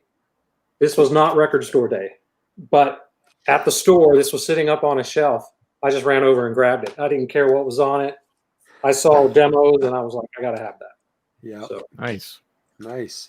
I love that instinct in you. That's good. Well, I love bootlegs. I don't know why. I like the demos and the bootlegs and that kind of stuff. So especially like for music that you've heard over and over again, it's awesome to hear different and alternate takes. Do you find it a little disorienting though? Like if you've heard that album so many times and then so many years later you pick up something like that and you hear like maybe like it's kind of like when Led Zeppelin did the reissues and all the extra stuff where the lyrics were slightly different or the riff was a little bit, you know what I mean? Mm-hmm. You listen to it and it's disorienting because it's not what you're used to hearing. You've heard so many times. Do you find that? I know. I just. Oh, okay. I love it. I like to hear the different versions. I kind of, how David Coverdale's doing all those box sets and he's got the Evolution disc. Yeah. He takes the song from very beginnings and you watch how it grows and how they threw different things in. That kind of stuff just fascinating to see where it started to then where it wound up. So yeah, that one being one of my favorite albums, this was just a no-brainer for me grabbing that one. Very cool. Yeah, that's my favorite. My favorite. Did you hear what I just did with my voice? I said my favorite as if I'm talking like John. I'm sorry, John. My favorite is Fair Warning currently, and I've played it like 4 times this week. I don't know what I can say, but I first got Fair Warning in the year 1990 at Dutch Boy in Kitchener, and it was my first Van Halen on CD. And the reason I bought it, among all the other Van Halens that they had there, was because I'd never seen Fair Warning before. Took a chance, and it took me a while to get into it because that's a tough album. That's a tough nut of an album. Yeah. And you know, this is 1990. You're in the middle of Van Hagar. You know, and tied with that, 1984. Easy. How about you guys? Whoever wants to go next. Kevin, go ahead. I'm just gonna mirror John. Women and Children First is just it's got everything on it. And the Cradle Will Rock. Everybody wants something. You know, it's got like every variation of the David Lee Roth years. You got your slow song and your the acoustic, the hard, the heavy stuff, the ad libs by David Lee Roth. It has everything. Now I think Fair Warning is the heaviest album that they ever done. Clearly. The only negative thing I have to say about this album is it's more like an EP. It's short. Well, 30 minutes, I think. Well, I mean, really, on this one, you could throw out the last 2 experimental keyboard tracks. They're really like Sunday afternoon in the park and One Foot Out the Door. But the first 7 on here are just fantastic. I can rebut you on those 2 tracks if you like. Sure. Okay, so I skip them every time. I heard them a number of times this week, and One Foot Out the Door, I find to be punky, very punky, like that techno punk kind of thing that was coming on at the time, and I liked it. It's very experimental for that band, and you need the Sunday Afternoon in the Park to lead into that. So that's my very strong rebuttal. To me, they I mean, I get it's a stepping stone for sure. Yeah. On the next album, I think that they Eddie really honed that in with like that the Intruders, the intro to Pretty Women, and then the stuff on 1984. I think they're better than also Dancing in the Streets has kind of that you could see the intro to Dancing in the Streets, that weird riff that he's got in there, very much in the same mold too, very experimental. That was supposed to be an original Van Halen song, but Roth wanted to do Dancing in the Streets, which he never spoke well of that decision. Actually, I thought I read too that the reason why there's so many covers on that album is because they were crunched for time. Like they had to, yes. Like they were going into the studio to record the Pretty Woman single, and basically that turned into an album session. Right. I had one thing that I did today is I wrote down a lot of my favorite quotes. I've got a whole page here. Well, Aaron hasn't given his favorite album yet. Oh no, sorry. I just want to read this one quote because it relates to the Diver Down thing. David Lee Roth had the idea that if you covered a successful song, you were halfway home. Come on, Van Halen doing Dancing in the Streets? It was stupid. I started feeling like I would rather bomb playing my own songs than be successful playing somebody else's music. Interesting. So I've heard Eddie say that more than once, and I like that quote. Aaron, what's your favorite? Oh, that's on the spot because no, it wasn't. Pick a day. I know, but I mean, pick a day, right? Because it could be something different every other day, right? But right now, I'm gonna go right here. Now. That's my number 2. Okay, only because, like I said, I got into this stuff later, right? So, and it's like Meat said earlier, this is like a greatest hits. There's so much on here that's just amazing, you know. So yeah, right today I would pick this one. Tomorrow, something else. You know. You feel like that's like the classic debut album that's really so good because they were a touring band for so many years before they finally got signed on. So they were playing those songs live for so long that all they had to do was go in the studio and just play their live set pretty much. Yeah. And Kevin, like you and I were talking about earlier offline, some of those songs Eddie Van Halen had written 5 years before. Yeah. You know, going back to youth. Yeah. I want to tell a quick story about that album before we go around again. But I got it after Diver Down. So a very short spurt. I got Diver Down, and then I ordered the first Van Halen from Columbia House. It was in grade 11 and around 1989. I loved it. Like you guys said, it's basically a greatest hits. But there's another kid in class. His name was Jamie something, and he wanted to tape it off me. He was crying. This was probably the last time I loaned a tape out to somebody. So I loaned him my brand new Van Halen 1 cassette, and he had it for however many days before he returned it. And he returned it to me, just the cassette, not the case, just the cassette. And I'm like, how the fuck do you lose my case? I was pissed, and I was like, that guy better find it, or I'm ordering another one from Columbia House, and he's paying for it. So ticked at him, and he eventually found it and returned it to me, and it wasn't creased, it wasn't folded, it wasn't wrecked. Thankfully, but I was pissed. You know, it was like my brand new Van Halen. I was really digging it, and this guy goes and loses the cover on me. What a dick! Good of you to loan it out, really. I didn't do that after that guy. Well, I remember my buddy Scott wanted to tape something off me, and it might have been Appetite for Destruction. And he said, "Can you bring Appetite for Destruction to school so I can tape it?" And I'm like, "Yeah, sure." And I taped it at home and gave him the copy. Yeah, that's what I used to do. That's a buddy of mine used to do that all the time too. If you want to tape something from him, bring the blank tape and he'll tape it for you. Yeah. That's I kept a stock of blank tapes just so I could do that, you know, rather than give out my actual ones. So without going Dave versus Sammy, because that's inappropriate, I think, for what we're trying to do today. I want to ask John, starting again, going counterclockwise. What's your favorite song of Dave's? What's your favorite song of Dave's that Sammy did? He only did like live. He only did 4. I was going to say. I'm just curious. I'm just curious. That would mean I I have a actually have to favorite. listen to Sammy. Sorry, That means I would actually have had to listen to Sammy. you haven't? Ooh. Are you Shots serious? fired. Shots fired. No. I don't have one because there is nothing that Sammy could do of Dave's that would be good. So Harsh. Okay.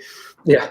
Okay. So I like this. I like the Dave, the Sammy era. I like those albums, but when it comes to be live, it has to be Dave. Okay, that's So, fair. yeah. I'm glad Kevin reviewed live right here, right now. I know. I read that. Very, very nostalgic. I saw that in the reader, yeah.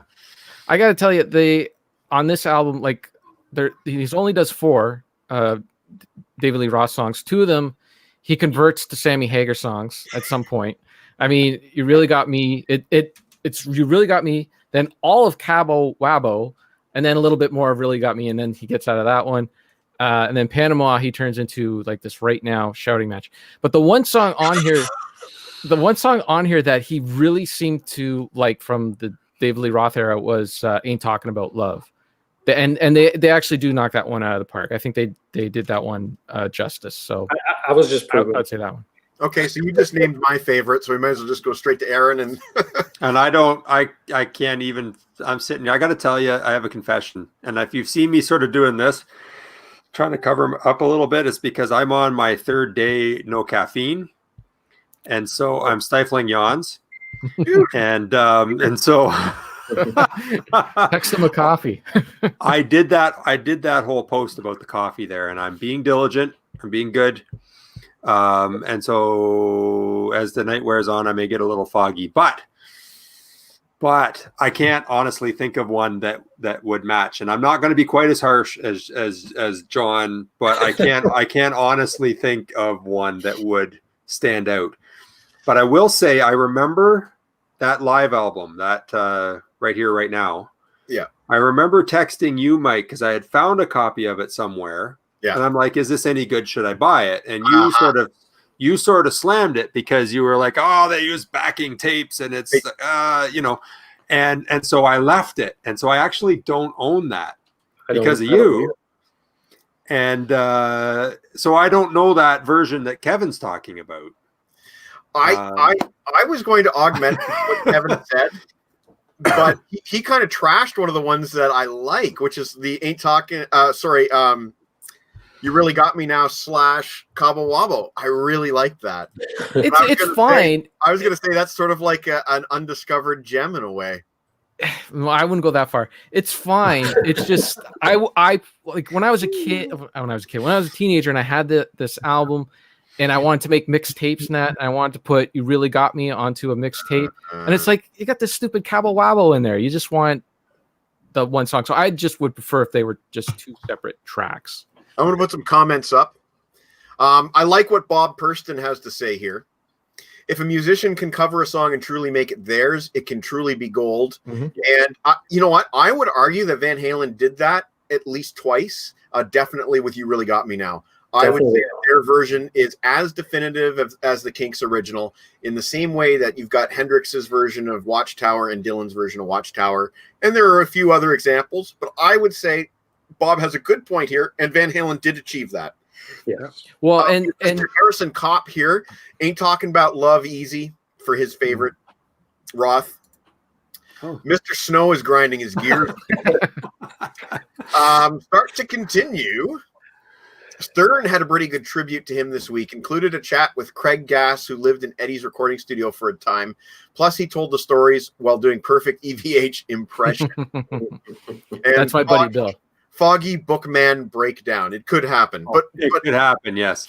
Aaron, don't feel like you have to stay. You know, it's like a wake. Oh, no, I'm good. It's only 20 after 8. I'm good. Can we just talk about that cover of You Really Got Me? And because when you think about it, 1978, Van Halen was just such this crazy phenomenon. Like nobody sounded like Eddie Van Halen. They needed a cover song like that to introduce them to the world. If it was one of their original songs, I don't think it would have connected with people right away. They needed that little bit of adjustment, you know, like something familiar in with the something new, and then you can launch off onto the new tunes. Do you think part of that is because you mentioned they were a touring band for a long time before that, and every book about rock and roll and bands that played in clubs and stuff that I've ever read has always talked about how they had to play a certain number of cover tunes so that the crowd would recognize songs. Yeah, so that they would drink more beer, right?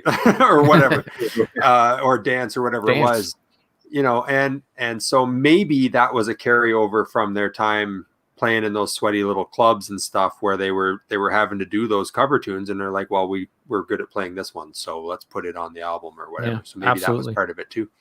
Earlier tonight, I was listening to their a 1975 radio broadcast that I've reviewed on my site called Rock and Roll Hoochie Coo, and it's almost entirely covers. I believe one original maybe in the entire set. So, you know, there's an example. But clearly that was not a case of these guys can't write songs, because Eddie already had buckets of tapes of riffs that he'd written, you know? Yeah, absolutely.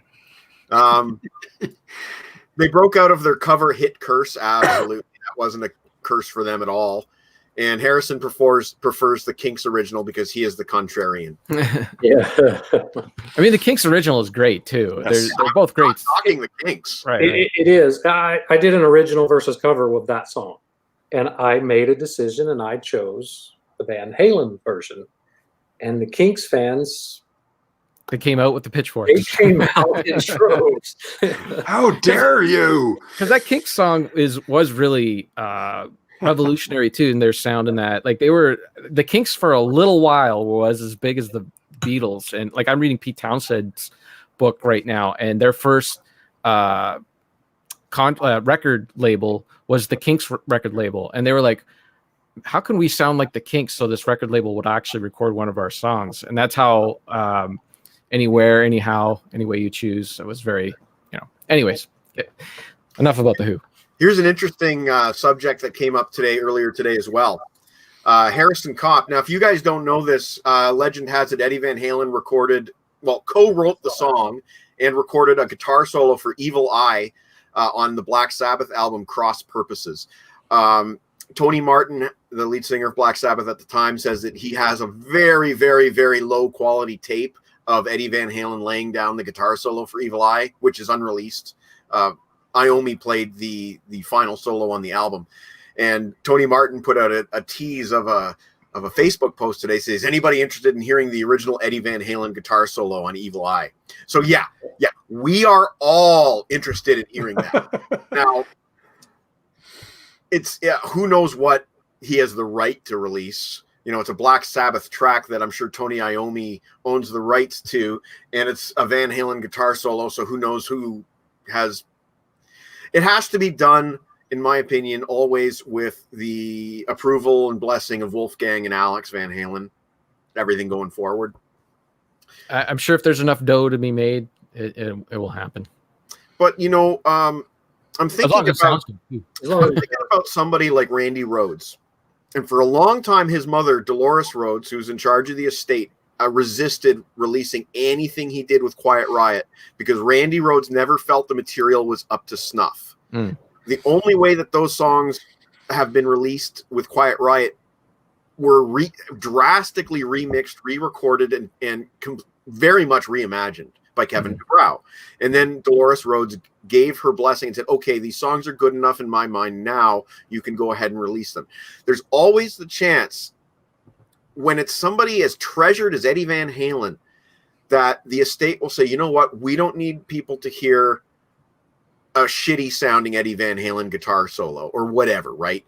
We don't know. We don't know how protective Alex and Wolfie are going to be of these vaults. And having said that, Michael Anthony, the bass player, said that he took a whole bunch of tapes that he wasn't supposed to take.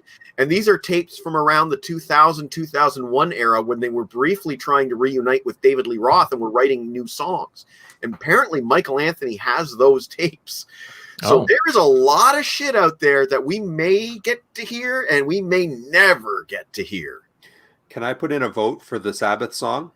Yeah, I want them to put it out as a single with the original crappy quality, and I want a cleaned up version.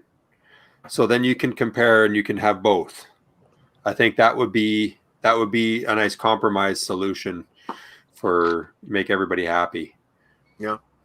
That'd be I think we got to be honest though. I think that there will be a ton of Eddie Van Halen stuff that will come out over the next for the remainder of our lives. I really do think so, because like you posted that video, Mike, where he was taking the tour, the reporter through his recording studio and that, and it ends with him with this wall of tapes, and he was like, I have no idea what's on any of these. We put them in a computer and then the computer crashed. Right. And the only person that can go through it and know what's on here is me. Yeah. So hopefully he did that within the last 10 years. If not, Wolfie and Alex have a heck of a task there. But and I'm not saying just for monetary, but no. I think that there's got to be some good stuff in there. I think we've learned over the years from all the releases that we've heard of like Hendrix rough cuts and Beatles demos. There's always something of value, because when an artist is gone and you can't ask them the questions anymore, you have to use these archival recordings to piece together their process and what they were thinking. Robert Daniels on the topic of cover tunes, like what Johnny Cash did with Hurt. Yeah, I thought that, but didn't say it. Yep. Did Eddie Van Halen do any other guitar work uncredited? I ask because wasn't his solo on Beat It uncredited? I don't know. I think officially it was uncredited. That has since changed. Okay. Everybody knew who it was. Everybody knew who it was. And when they went to MTV, Michael Jackson's team was going to MTV to get the video on. They specifically said Eddie Van Halen does the guitar solo, even though I don't think he's credited on the album. I will show you this, Rob. This is the Brian May and Friends album, or EP, really, Starfleet Project. This features Eddie Van Halen on lead guitar, along with Brian May. There's some fantastic pictures here on the back cover. There's where's Van Halen? Well, there's the guitars together. Brian May. Oh. Fantastic stuff on this. He's credited, but that's one that not a lot of people know about because there's Not a lot of people have it. So there you go, Rob. Trying to think of anything else Eddie Van Halen did as far as a guest appearance goes. LL Cool J. Really great song called "We're the Greatest." Really? Yeah. It's from 2013. I was taking notes on the songs I liked that were not Van Halen songs. And then there's 3 that I know about that I actually have. Okay. They're Christine 16. Right. Okay. Got Love for Sale and Tunnel of Love from Kiss. He did the demos for those 3 songs. It was him and Alex back in 1976, 77, somewhere around there. Yeah. And Gene put them out on the vault. Those were almost considered mythical at one point. Like At one point, Eddie finally gave Gene permission to release them. Yeah. I was going to say, didn't Van Halen hook up with Hank Williams Jr. in the 80s? Because I do remember they were at least in one of his videos. There was a video where Hank sang, "Oh, we like old Waylon, and we like Van Halen." And Van Halen, it was Van Hagar, but they were actually in the Hank Williams video, for sure. I don't know if this counts, but he guests on a bunch of Sammy Hagar's solo albums right? He was on a bunch. He was on the self-titled album, which later became they titled it. I can't remember the title, but it was originally a self-titled album. Yeah, do you guys know about this one, Rich Wyman, that he may have appeared with? I know Bill Wyman. I don't know Rich Wyman. Nicholas, you might have to give us a little bit more info here. You might be telling us something we don't know about. I have a list here. Steve Lukather. Lukather to the world. Toto. Lukather, yeah. Okay. Yeah, they were very good friends. Very good friends. LL Cool J. Amazing guitar player. Yeah. Nicolette Larson.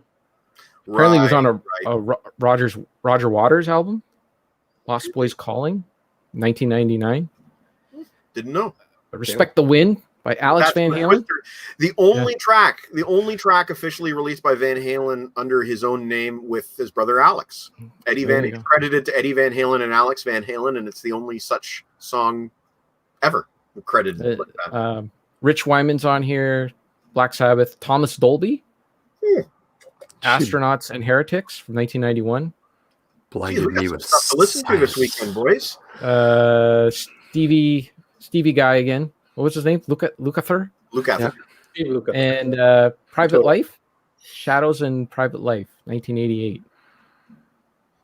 And then Sammy Hagar. He might have also, if he hadn't worked with Alan Holdsworth, I know that he was interested in working with Alan Holdsworth. And apparently the Rich Wyman album is called Fatherless Child. So we're going to have to do some listening to do this weekend, boys. We're going to have to figure some stuff out and do some homework and hear some Van Halen we've never heard before. Yeah. I heard a track today that I've heard it before, but not a lot of people know exists. When Sammy Hagar quit Van Halen the first time, and before Gary Cherone was hired on, they had a singer named Mitch Malloy. Mm-hmm. They did a track with Mitch Malloy. They did a couple of tracks with Mitch Malloy as sort of a tryout, and it didn't work out with him, so they ended up going out with Cherone. But there was a track, it was called like "It's About Time." It was something like "It's About Time." It was good. It was actually the song that Cherone did called oh, shit. I'm gonna have to look it up in my Van Halen folder. Luckily, I'm in the Van Halen folder. Song called "That's Why I Love You" with Gary Cherone. It never actually made the Van Halen 3 album, but it was probably the best song they recorded with Gary Cherone. Anyway, long story short, I heard the Mitch Malloy version today, and I thought, in an alternate universe where Mitch Malloy joined Van Halen, they could have had a successful career as like a real good pop band. No, I can't. No? I can't feel it. Let me go back to my Van Halen quote sheet here, because there's something Van Halen says here that relates to this. Actually, if I could deliberately sit down and write a pop hit, all of my songs would be pop hits. Let's put it this way: I play what I like to hear, and sometimes I like to hear something poppy, and sometimes I don't. I think with Malloy in the band, they would have gone full pop. That's just me personally, but I mean, "Jump" is sort of a pop song. For sure it is. So is a lot of 5150. Yeah. I'll admit that I didn't even know they had another singer in between. Dude, I'm going to Yeah. tell you right now. They did sessions with Sass Jordan around this 2000, 2001 era. She's been telling stories about hanging out with Van Halen. She spent, I think she said 4 months in 5150 working with Van Halen. Oh, Dude, the stories she's telling are insane. They're so good. So good. She's talking about, they like to drink a bit. And one night, Eddie wanted to send her to a convenience store to pick up some beer. They were out of beer. And she says, Eddie, I'm not really comfortable going out on my own late at night. It was like 2:30 in the morning. And Eddie's like, okay, I'll go with you. So they went out to the convenience store or whatever it was, wherever you buy liquor, and they picked up some beer. And even though it's like 2:30 in the morning, even though there's nobody around, all of a sudden, Eddie fucking got swarmed by fans asking for autographs. This is pre-internet, This is pre-text messaging and all that stuff. How did it happen? Sass Jordan doesn't even really know. But Eddie said to her, you see why I can't go out and get beer on my own. And, she's somebody who experiences fame, but not on that level. And she said it was a real eye-opener for her to see that level of fame. And she understood it also from a fan point of view, because she was a little fangirlish as soon as Eddie walked in the door for the first time. And she's kind of like, oh my God, oh my God, oh my God. Anyway, long story short, Aaron, if you can find these Sass Jordan stories, I know you don't do social media, but I'll take some screenshots or something. I'll try to get them to you in some way. You got to read them. You got to read them. You really humanize Van Halen. So was she hanging out with them just because, or was there some sort of attempt to make her part of what was going on there? Was she just chilling with them? I guess you'd say it was an attempt. It's not the first time that Van Halen was looking at a female lead singer. They were looking at Patti Smythe when David Lee Roth quit the band. I can't hear either of them doing No, it. I can hear them doing their own thing. Yeah. And I've seen Sass Jordan twice in concert, and both times it fit what she was doing, but I can't hear her singing. Apparently, I don't know. One of the stories that she told was there was one of her songs that she was working on for one of her albums, and Eddie loved it. And he asked her to play it like 20 times. And she tells this story. John, I can tell by your smile, you read this story earlier today. Eddie Van Halen just one night just like, Sass, play that song that I love. So she played it, and he fucking took a burrito out of his coat pocket and just started eating a burrito while just really tearfully getting into the song. And he's like, play it again. And she just thought, this is Eddie Van Halen, and he's got a fucking burrito in his bottomless pockets. Wow. Here's a brain fart. Wasn't Eddie Van Halen on a sitcom with Charlie Sheen? 2.5 Men.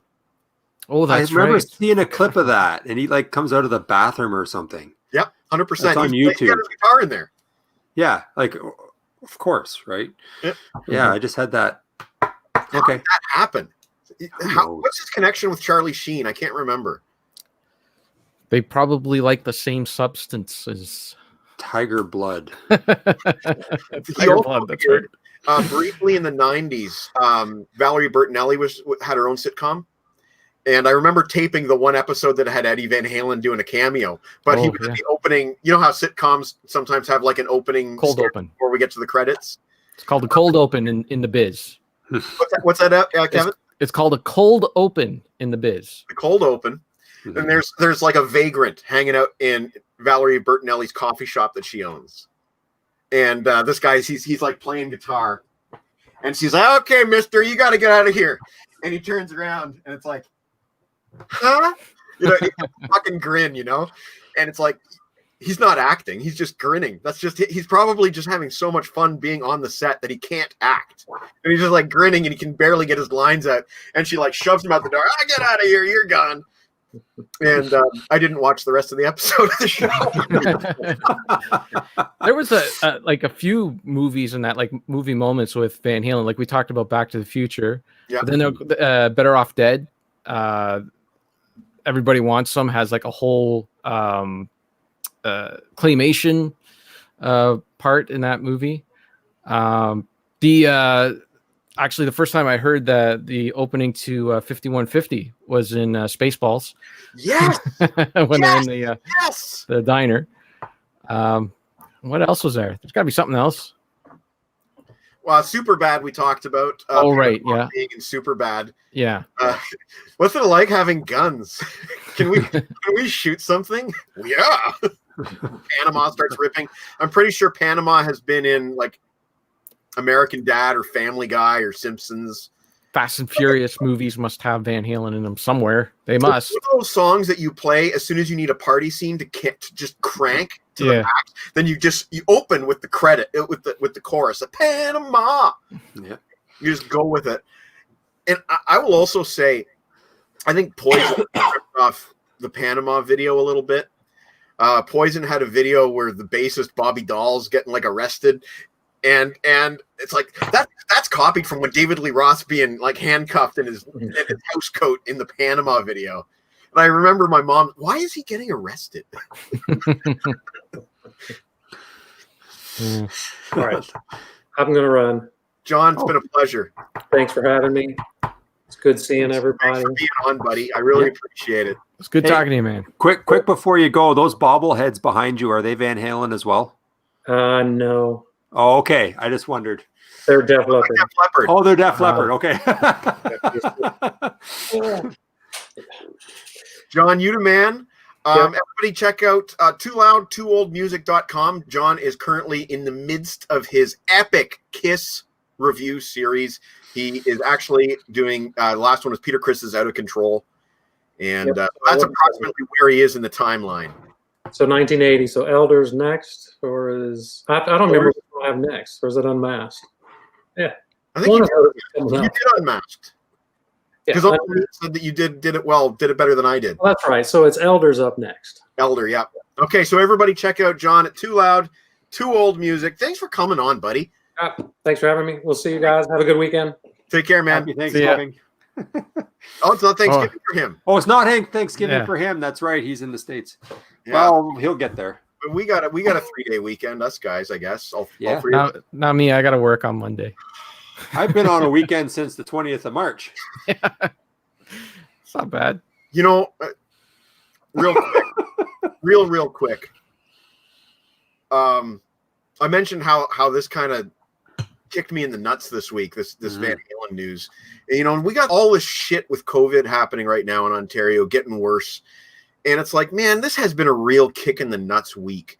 And, you know, I don't mind saying, like I said earlier, I kind of snapped at Jen earlier in the week. And I said, Eddie Van Halen died, you know, the lame excuse. But how are you? Have you guys kind of like, I'm just kind of curious. Am I the only one who kind of like mourns a rock star to that extent where No, like I was feeling really good about this week because all the AC/DC news and all that, and I was like, okay, yeah, COVID is coming back. It's going to be, we're going to have to scale back again, and you're frustrated with the politicians because they're not moving as fast as I'd like them to. Right.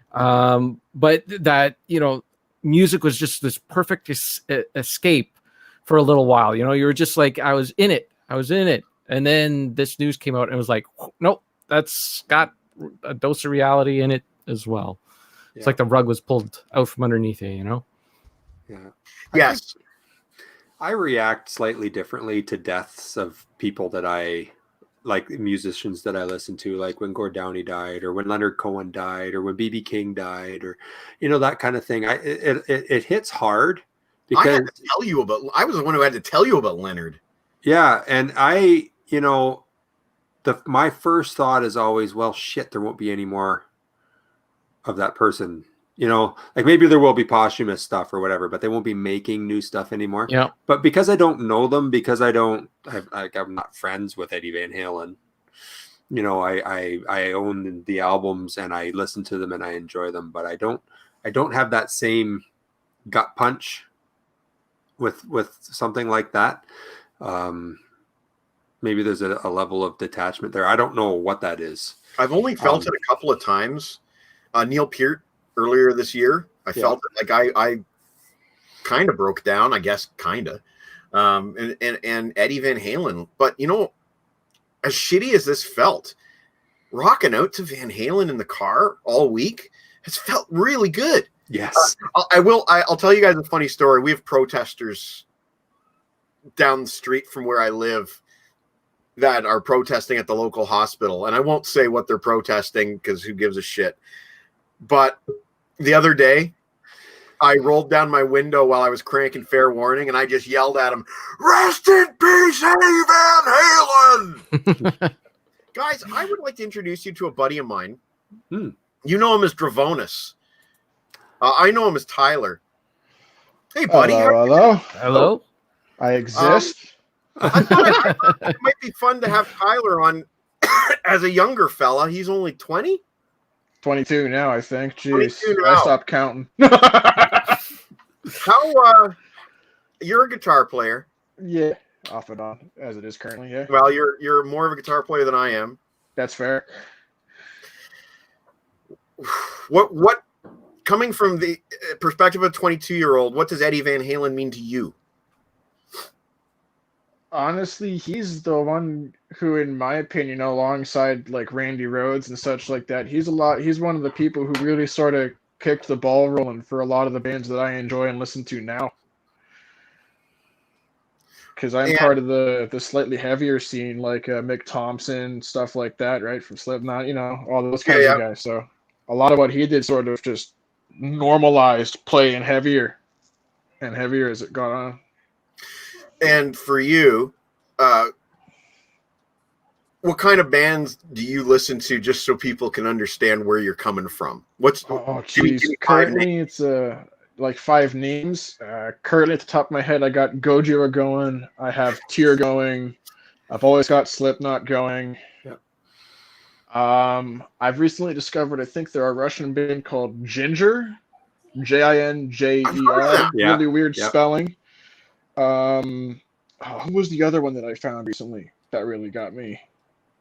I don't listen to all their stuff because they're a bit on the extreme end for me, but I really like their cover of Roundabout, and I'm going to go Allegion, I think it's called. Allegeon. Allegion, whatever. However, that's what they would a lot of bands. It's like, how the heck do you spell and pronounce that name? Well, at least I'm not listening to like the freaking black metal where like everything is so convoluted they actually have to have subtitles underneath their albums to tell you what the band name actually is. Right. I haven't gotten that far yet. I want to say something else, actually, what you just touched on there. One thing that we haven't said about Van Halen, though, the simplicity and sheer awesomeness of their logo and imagery. Oh, yeah. Everybody fucking wrote the VH on their high school notebooks, and the stripes. Tell me you didn't paint those stripes on something at some point in your life. Oh, yeah. I didn't. You did? Okay. Well, I know I haven't because I haven't listened to a lot of Van Halen. That's a different story. Well, how much Van Halen have you listened to? Oh, very, very little. Like, I would know the song if I heard it, but it's not actively part of my roster. Okay, fair enough. So when I'm talking to you in terms of perspective, you can't necessarily give me a lot on Van Halen. Not Van Halen specifically, but I know a lot of, like, again, like if I heard it, I'd know it. Okay. Right? It's one of those things where it's iconic enough to even me still, where like just hearing it would be enough. You know? Well, you were really into those Rock Band video games at one point. I know they were all over that. Like when you guys mentioned Panama, I knew that song, but Yeah. I think everybody knows that one. Well, I'm not going to kick you off or anything, but I don't know if you'll be able to really contribute a lot to what we're talking about tonight. But I did want to get your perspective as a younger fella. Maybe not super much, because again, I didn't grow up listening to all of it as much as I thought I had. But well, you can certainly continue to hang out as we talk Van Halen. But I was kind of curious how you felt as a younger fella. Honestly, it sucks he's gone. There's a lot of stuff that he did that was phenomenal. And the more I think about it, and you'll never get to see him live. I will never get to see him. I never saw him. For the longest time, I was pretty much guaranteeing myself I'd never see Metallica live. So at least I got to see one of them. Metallica will continue trucking, I'm sure. I doubt it. Lars is going to kick the bucket soon.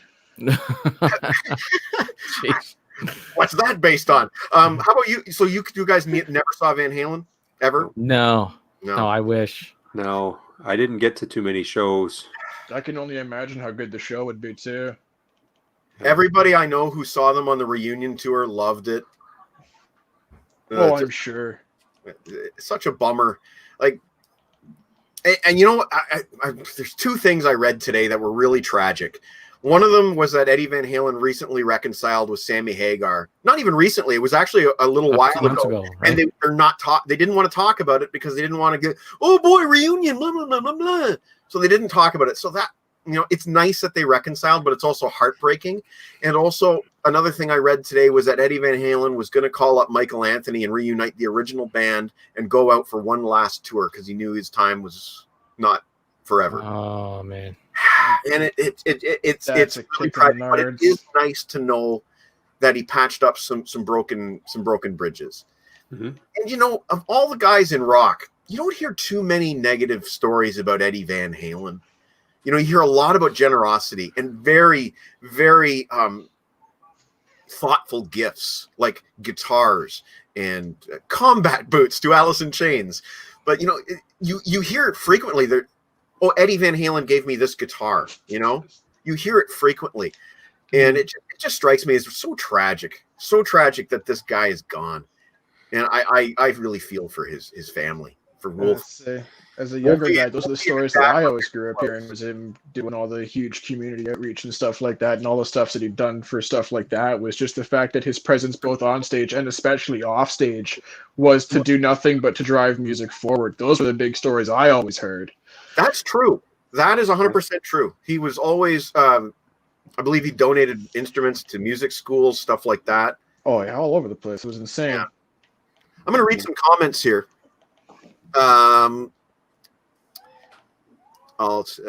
Sorry, just there's some that are from so long ago they're no longer relevant. Regarding gut punches, this is another good one. Oh yeah, I felt lay it on me. Yeah. Harrison Kopp is similar to Aaron, which is always a good thing. Oh dear. Lana, you really got me. Yeah, she commented on this on one of the sites earlier. She thought it was a Van Halen song, and I bought that for a lot of Diver Down. Bob Pierston had a Bob Purston. I'm Purston and Peart. I got to get that right. Bob Purston, he felt the same gut punch on Neil Peart. Mm-hmm. Yes, that's very good. I've seen that. Scott Peddle is doing another tribute playlist at work tonight. Hot damn, they're good. Scott, maybe if you want to send that to me, I'd appreciate it. And Harrison Kopp is not a big fan of the band like Mr. Helsing, but it does suck that Eddie died, even if the asshole in me is hoping we get some live stuff from the vault. I don't think that's an asshole thing.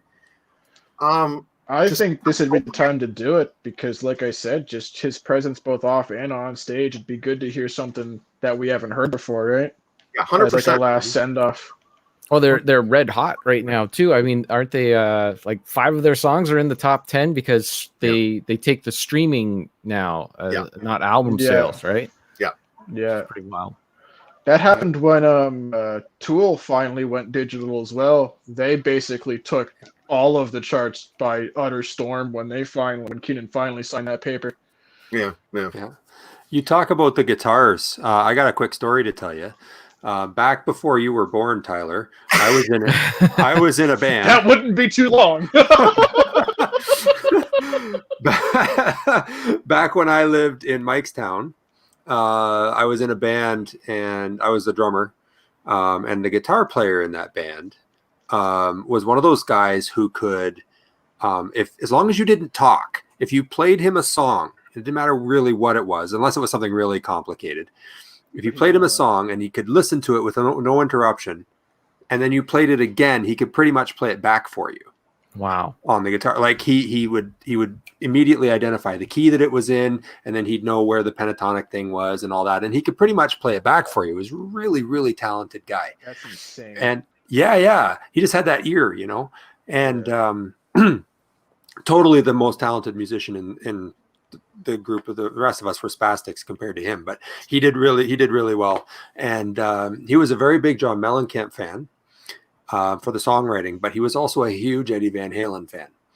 And his mother worked for Ticketmaster, and he was always trying to get Van Halen tickets through her. And I remember one time, I put him in the car. One day it was a Saturday, and we were looking for something to do. I said, "Okay, get in the car," and we drove over to Merch Music in Cambridge, which was on Highway 24. So you go out the 401 off 24, and it was down that way a bit. And they were the only place that I knew that sold the PV guitars that that were the Eddie guitars. And so we went over there for the express. He didn't know. I just drove over there, and I took him over to that spot on the wall, and I said, "Okay, go nuts." And he did. And the dude was playing some of Eddie's stuff, and the look of rapture on his face to be doing it on that guitar, you know, through a decent amp and all that stuff. That sticks with me too. It's just something that was just fun to do, because he was a real fan too. And I lost touch with him, but I'm sure if I used to see him, he used to come up here because there's an Elvis festival in a town about an hour from here every year, and he was in a band that would come up from Kitchener and play Elvis songs at this weekend long festival thing. So he used to come and visit us here too, but we haven't seen him in the last few years, so I don't know where he got to or what's gone on. But I know if I was still in touch with him, this news has probably wrecked him because he was a huge Eddie Van Halen fan. Yeah, a buddy of mine that I used to work with, he was had the Van Halen tattoo, still does, and he has seen them every time they've come to Toronto since 1983. Wow, that's bloody impressive. Awesome. Probably should have had him on. He made up for all the times I didn't see them. I'd consider a Van Halen tattoo for sure. Yeah. I think the coolest thing of that. Another thing though that Eddie Van Halen innovated with the guitar is not to get too technical, but the Floyd Rose bridge system that guitar players like to use for the whammy bar system. That was his. Well, part of the reason why they like it so much is because it locks down your strings, right? And it doesn't go out of tune when you're using it. But there's one thing: when you lock down the strings, you cannot tune on the fly. And a lot of Van Halen songs are in drop D tuning.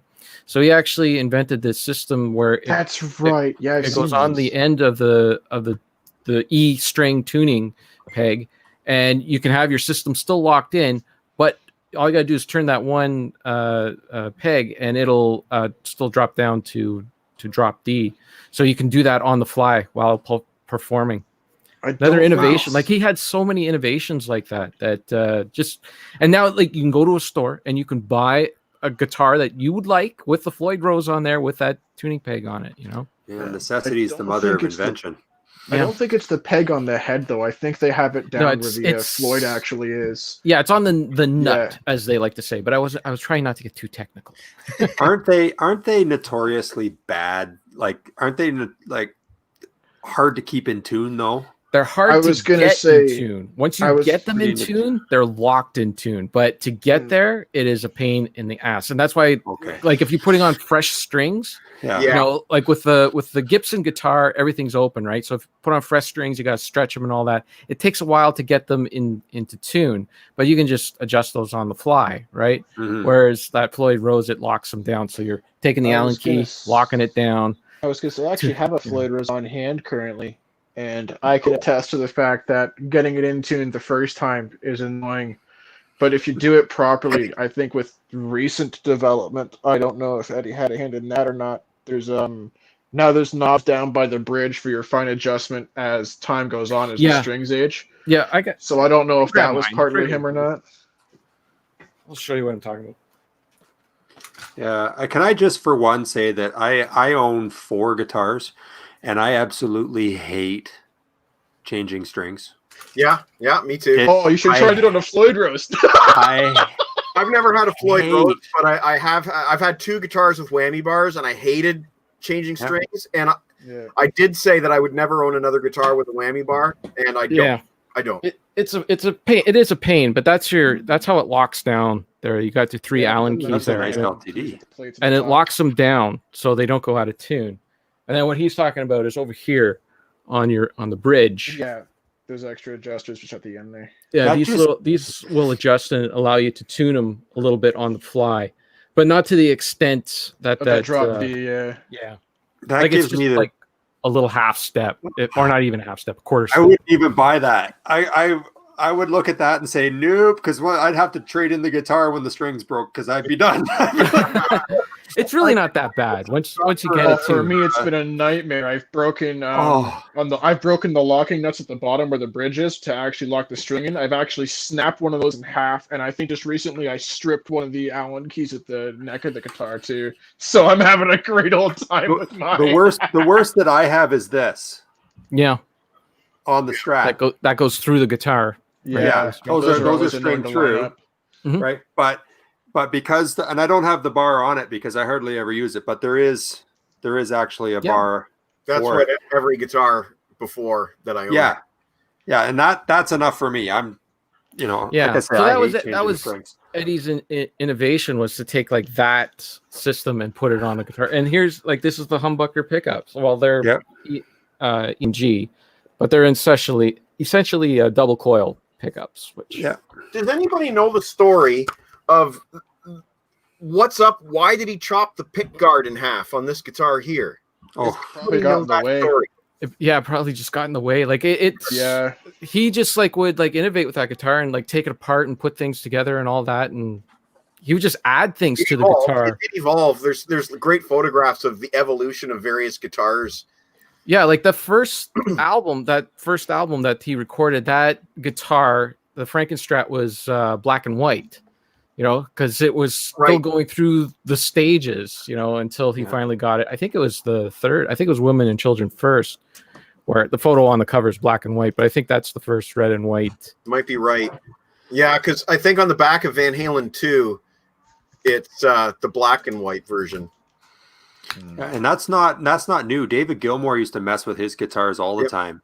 Yep. And even the Bruce Springsteen Telly is like a body of one and the neck off another, and they just find what works for you, right? You're just constantly playing with it. Yeah. The most extreme thing I think I have of that is Wes Borland from Limp Bizkit. From Limp Bizkit. Yeah, thank you. From Limp Bizkit. His signature eyes. Flying V was actually a flat up left-handed Flying V that he re-gutted and retooled and re-epoxied and everything to make it a right-handed guitar.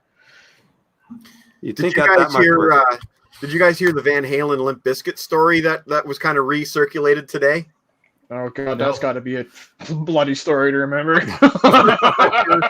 Fred Durst wanted to jam with Eddie Van Halen, and Eddie was always good to jam with anybody. So he went to their rehearsal spot and showed up and he jammed with them.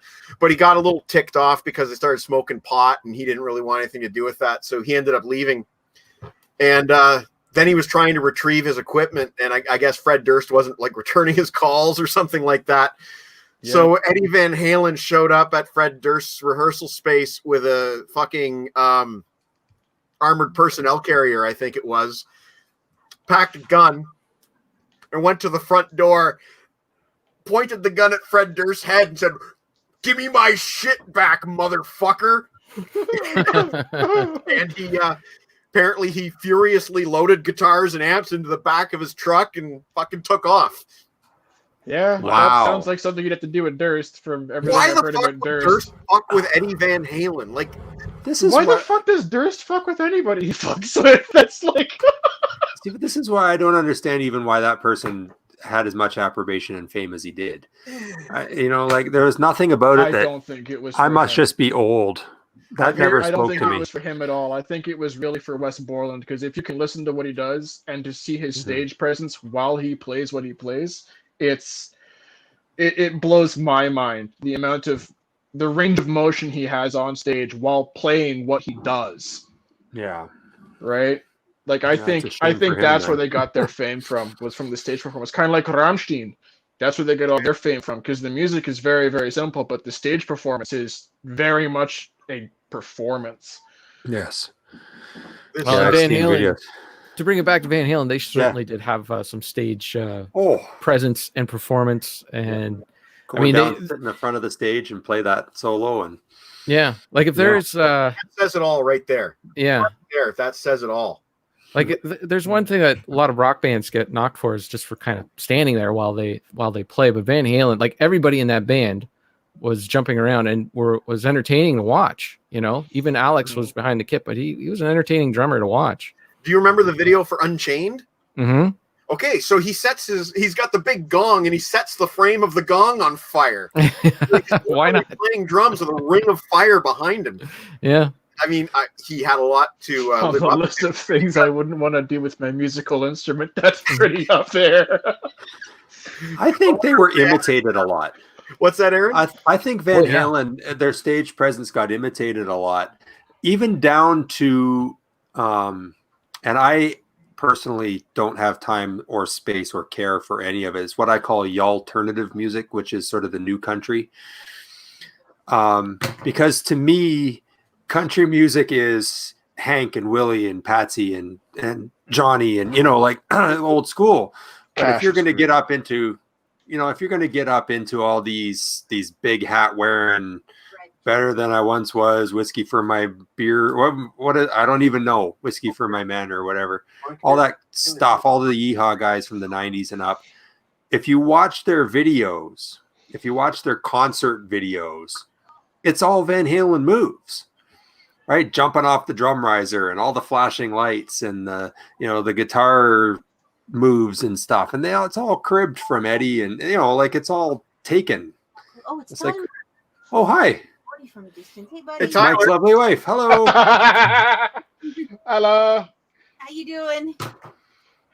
I'm here. I don't know how else to answer that at this point. She's known him for 22 years. Oh, hey. So since he was born. Since he was born. There you go. Yeah, I hope so. I was going to say Poison ripped off Van Halen's stage act so badly. Oh, yeah. Oh, yeah. That's what I was saying, though. It was sort of a sliding scale down into that if you want to call it country music, but it's like pop music with a twang, and every song is about, there's keywords, right? Like girl, get in my truck, and we'll go down to the river, and I'll play my guitar. And there's keywords, right? Like it's almost like an algorithm spits out the lyrics to these songs. And all of those guys, if you watch the stage performance, it's all Van Halen. Yeah. But yeah, you're right about the 80s bands copying Van Halen's presence as well, because I think a lot of those bands did it because Van Halen was doing it. Yep. You know, whereas it came from a genuine place, especially from David Lee Roth. You know, he is a ham. And you know, I think the other bands were just kind of copying it. Like Lost in what's the name of that movie? Decline of Western Civilization Part 2. I mean, how many times does David Lee Roth come up in the discussion? Like, I want to be the next David Lee Roth. Like they all worshipped him at that. Every singer was blonde. Yeah. You know, I want to mention something else that just popped into my head. Regarding Eddie Van Halen's influence on guitar players. When Randy Rhoads died in 82, Ozzy had the difficult job of trying to find a replacement for Randy Rhoads. And at this point, everybody was trying to play like Eddie Van Halen. And I remember reading an interview with Ozzy in a guitar magazine, how he had to sit through player after player after player doing his version of Eddie Van Halen. And he said one of the guys played Eddie Van Halen while standing on his head. And it's just how all pervasive that style had become. A million knockoffs, million copycats, but none of them had the feel of what Eddie Van Halen brought to the instrument. I think Eddie Van Halen's a little bit responsible for Blizzard of Oz, because I'm positive that, you know, when Sharon's like, okay, we got to put Ozzy in this band with a bunch of young people, we got to find Ozzy a Eddie Van Halen to hook him up with, you know, like that's like the trend and the style. You are right, but from what I've read, and keep in mind that the brain cells are getting older, from what I've read is when Ozzy was auditioning guitar players for his solo band, the problem at that point was everybody was coming in playing Tony Iommi. So makes sense. Yeah. So that's the only difference. How horrible.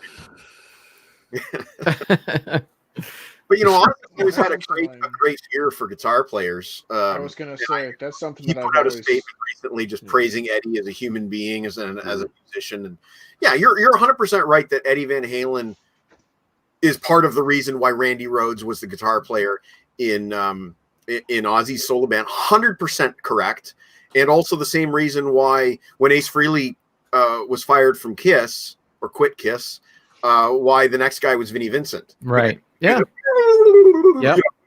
Yeah.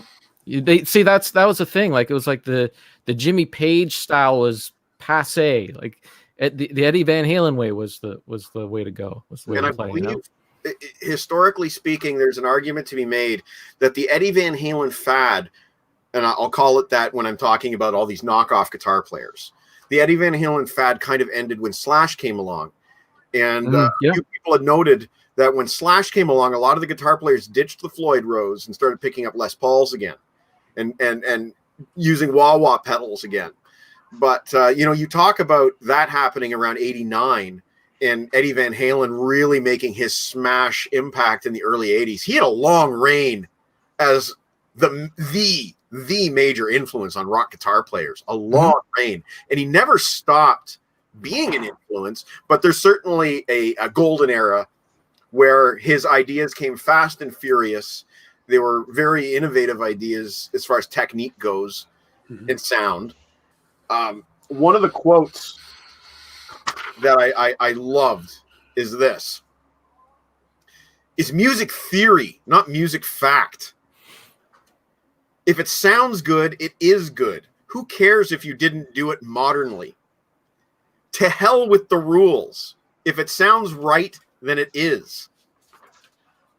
There's so that makes me feel good because I'm not technically a very good guitar player, so all of my mistakes are just what was meant to be. That's awesome. That's how it is in my writing too. I think a lot of the times when I was trying to write, when I was going to lessons with the fellow just over here at the Guitar World, a lot of the times the only way I'd get further is he'd notice I'd make a mistake in my thing. He's like, "But wait, that sounded better than what you were doing." I'd be like, "Oh, not wrong." And as much as the fast playing like Eruption was influential, there was a lot of melody in his solos, like the instrumental stuff. Like you look at Cathedral on Diver Down, like that is really like a slower song, and that's just him, messing with the volume knob on the guitar, And I tried to play a little anything doing volume knob swells. Couldn't keep my hands coordinated, man. Because I thought, like, for the longest time when I heard that song, that is him messing around on some sort of synthesizer or keyboard, until I saw him actually doing it with the guitar. And like that's Tom Morello, 10 years before Tom Morello, Yeah. Man, I'm really glad that we are having this discussion tonight. It's helping me process this loss, and I'm learning so much too, Dumb as it sounds, like to say the words out loud, I don't know if it's so much as a loss as perhaps a new beginning, because as a lot of you have said, like, because he's passed now, all of his music is circulating again, right?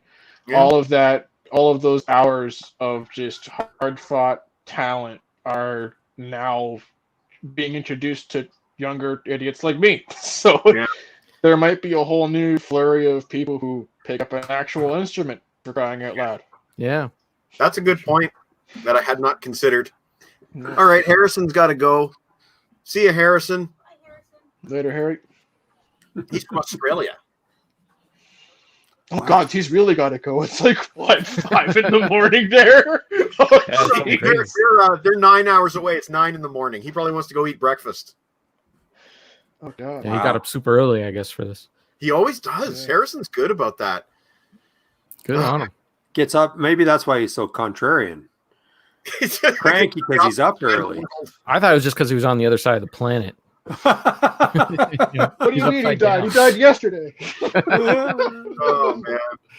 Yeah. Yeah. No, and I've been doing that. I'm kind of like him. I've been getting up pretty early in the morning. I've always been an early riser. I think both of you guys mentioned to me a couple of weeks ago after one of these shows how you were totally wired afterwards and you couldn't crank the thoughts back down. Man, that's me every Friday night. I cannot sleep on Friday nights. Just can't do it. My biggest suggestion, because the thing I have to do now that I've moved out to a quieter part of the city, is I find having the TV on is too much light, but if I throw on my phone and just throw on like a podcast or something else just to sort of be ambient off to the side, you let them do all the thinking and just listen to it, and I'd eventually pass out. Like I passed out the other night to, who was it? Joe Rogan and Neil deGrasse Tyson when they were talking about the fourth dimension. That's brilliant. Yeah. I don't know, man. I lie down and in 3 minutes I'm gone. And I don't hear anything until the morning. Well, not all of us are as blessed as you are, right? I'm just like, okay, I'm going to go to sleep now. That's it. If I could do that, I'd never relate to airsoft again. I've been dealing with my insomnia a lot better recently, but Friday nights are definitely a struggle because, I mean, this is so much fun. And then we start thinking about what are we going to talk about next week. And I think next week we'll get to AC/DC and Iron Maiden and the other new releases that are coming out, though. We got to get to AC/DC coming at out some with something point. new. Jeez, everybody's coming out with something new. I might be so far behind. Yeah. Oh, well, God. Tyler, one of the things that we wanted to talk about this week, the plan was we were going to talk about all this new excitement building for AC/DC and how during COVID it's been such a shitty time that we really need something new like AC/DC, something simple, party-oriented, just to help us pick us up out of the doldrums. So we're still going to do that show, hopefully next week. We have a couple guests that we're kind of waiting on that will preempt any plans that we make because these people have schedules and they have very limited availability. You mean they have lives? Sorry, what? You mean they have lives? Yes.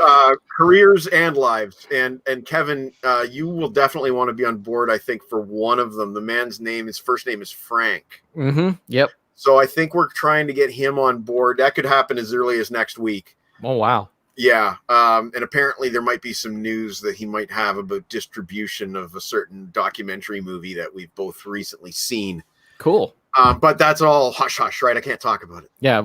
There's stuff you going on. already did. I got a guy. This is the man talking about it. It was all cryptic. What are you talking about? It's all cryptic. But I think it's a good time to call it a night. It is 9:15 and there's only 5 viewers left. So I think we've exhausted our viewership. Can I just add one more thing? Yeah. Can I just one more thing? Like, go around. Everybody say one more thing, starting with you, Kevin. Okay. I was just beginning of the week feeling really good with the AC/DC stuff and all that. And a lot of the comments I got about AC/DC and whatever is like, some people are tired of them. They think that they should just wrap it up, hang it up, retire. It's enough of the, just go on there. And the way I look at it is like, look at Mozart, right? Look when Mozart, when did he die? Who knows? Was he still doing stuff right to the end? I don't know. Who cares? Like, who cares? Like when he wrote the stuff or whatever. And you only got these artists here for a period of time. Yeah. And then they're gone. Like at some point, Angus is going to be gone, and he won't be there to write these songs anymore. His brother's already gone. Right. And we have what we have coming. Exactly. And the way I look at it is, as long as they're able to do it and willing to do it and want to do it, let them do it. And a couple of days later, after thinking about all this stuff and thinking about talking about it on this show for this week, and then Eddie Van Halen dies, and it was like, wow, there it is right there. Like how many Van Halen fans wish that they were in my shoes right now as an AC/DC fan, having a new album coming out, having a possible of a new tour coming out. Amen, says Bob Purston. Yeah, that's Bob well Purston. said. Instantly, for those who don't know him, he's our local Trexpert. Oh, Trexpert. He has been on Rob Daniels' Visions and Sound show many, many, many times. Yeah. So live long and prosper to Bob Purston. He's a real good guy. Tyler, any last words for tonight? Thanks for coming on, by the way, Tyler. It's a short notice. It's good to see you. Yeah, man, anytime. I was gonna say like the part about this. Yeah, say I love her too. It's all good.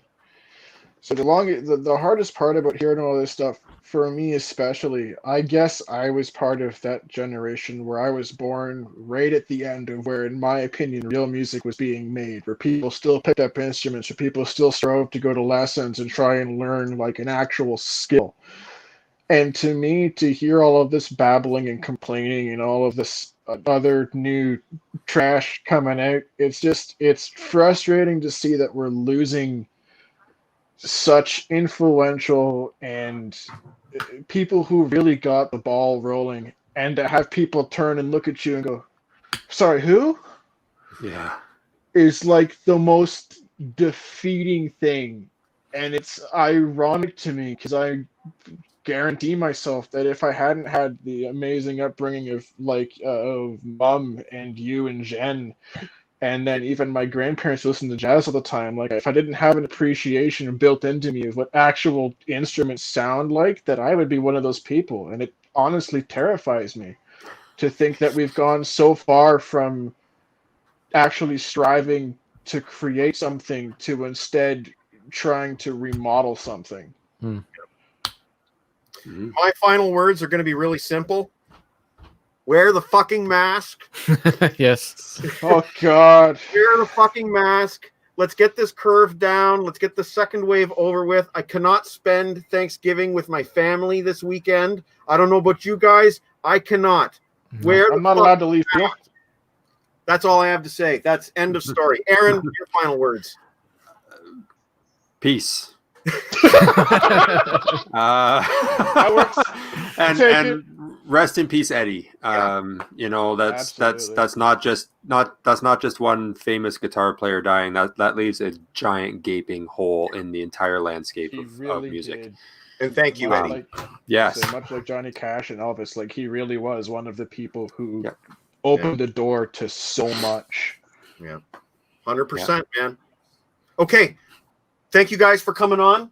I am going to go spend some time with Aunt Jen. Mm-hmm. And she says, love you, Tyler, one more time. Guys, I really appreciate it. Thanks for spending your Friday night with me. Thanks for sharing the stories, the thoughts, the emotions. And I hope to see you all again next week. Thanks for having me on, Mike. If you want to hack it, I'll be here. I got nothing better to do, I'm sure. Later. See you guys. All right. See you later.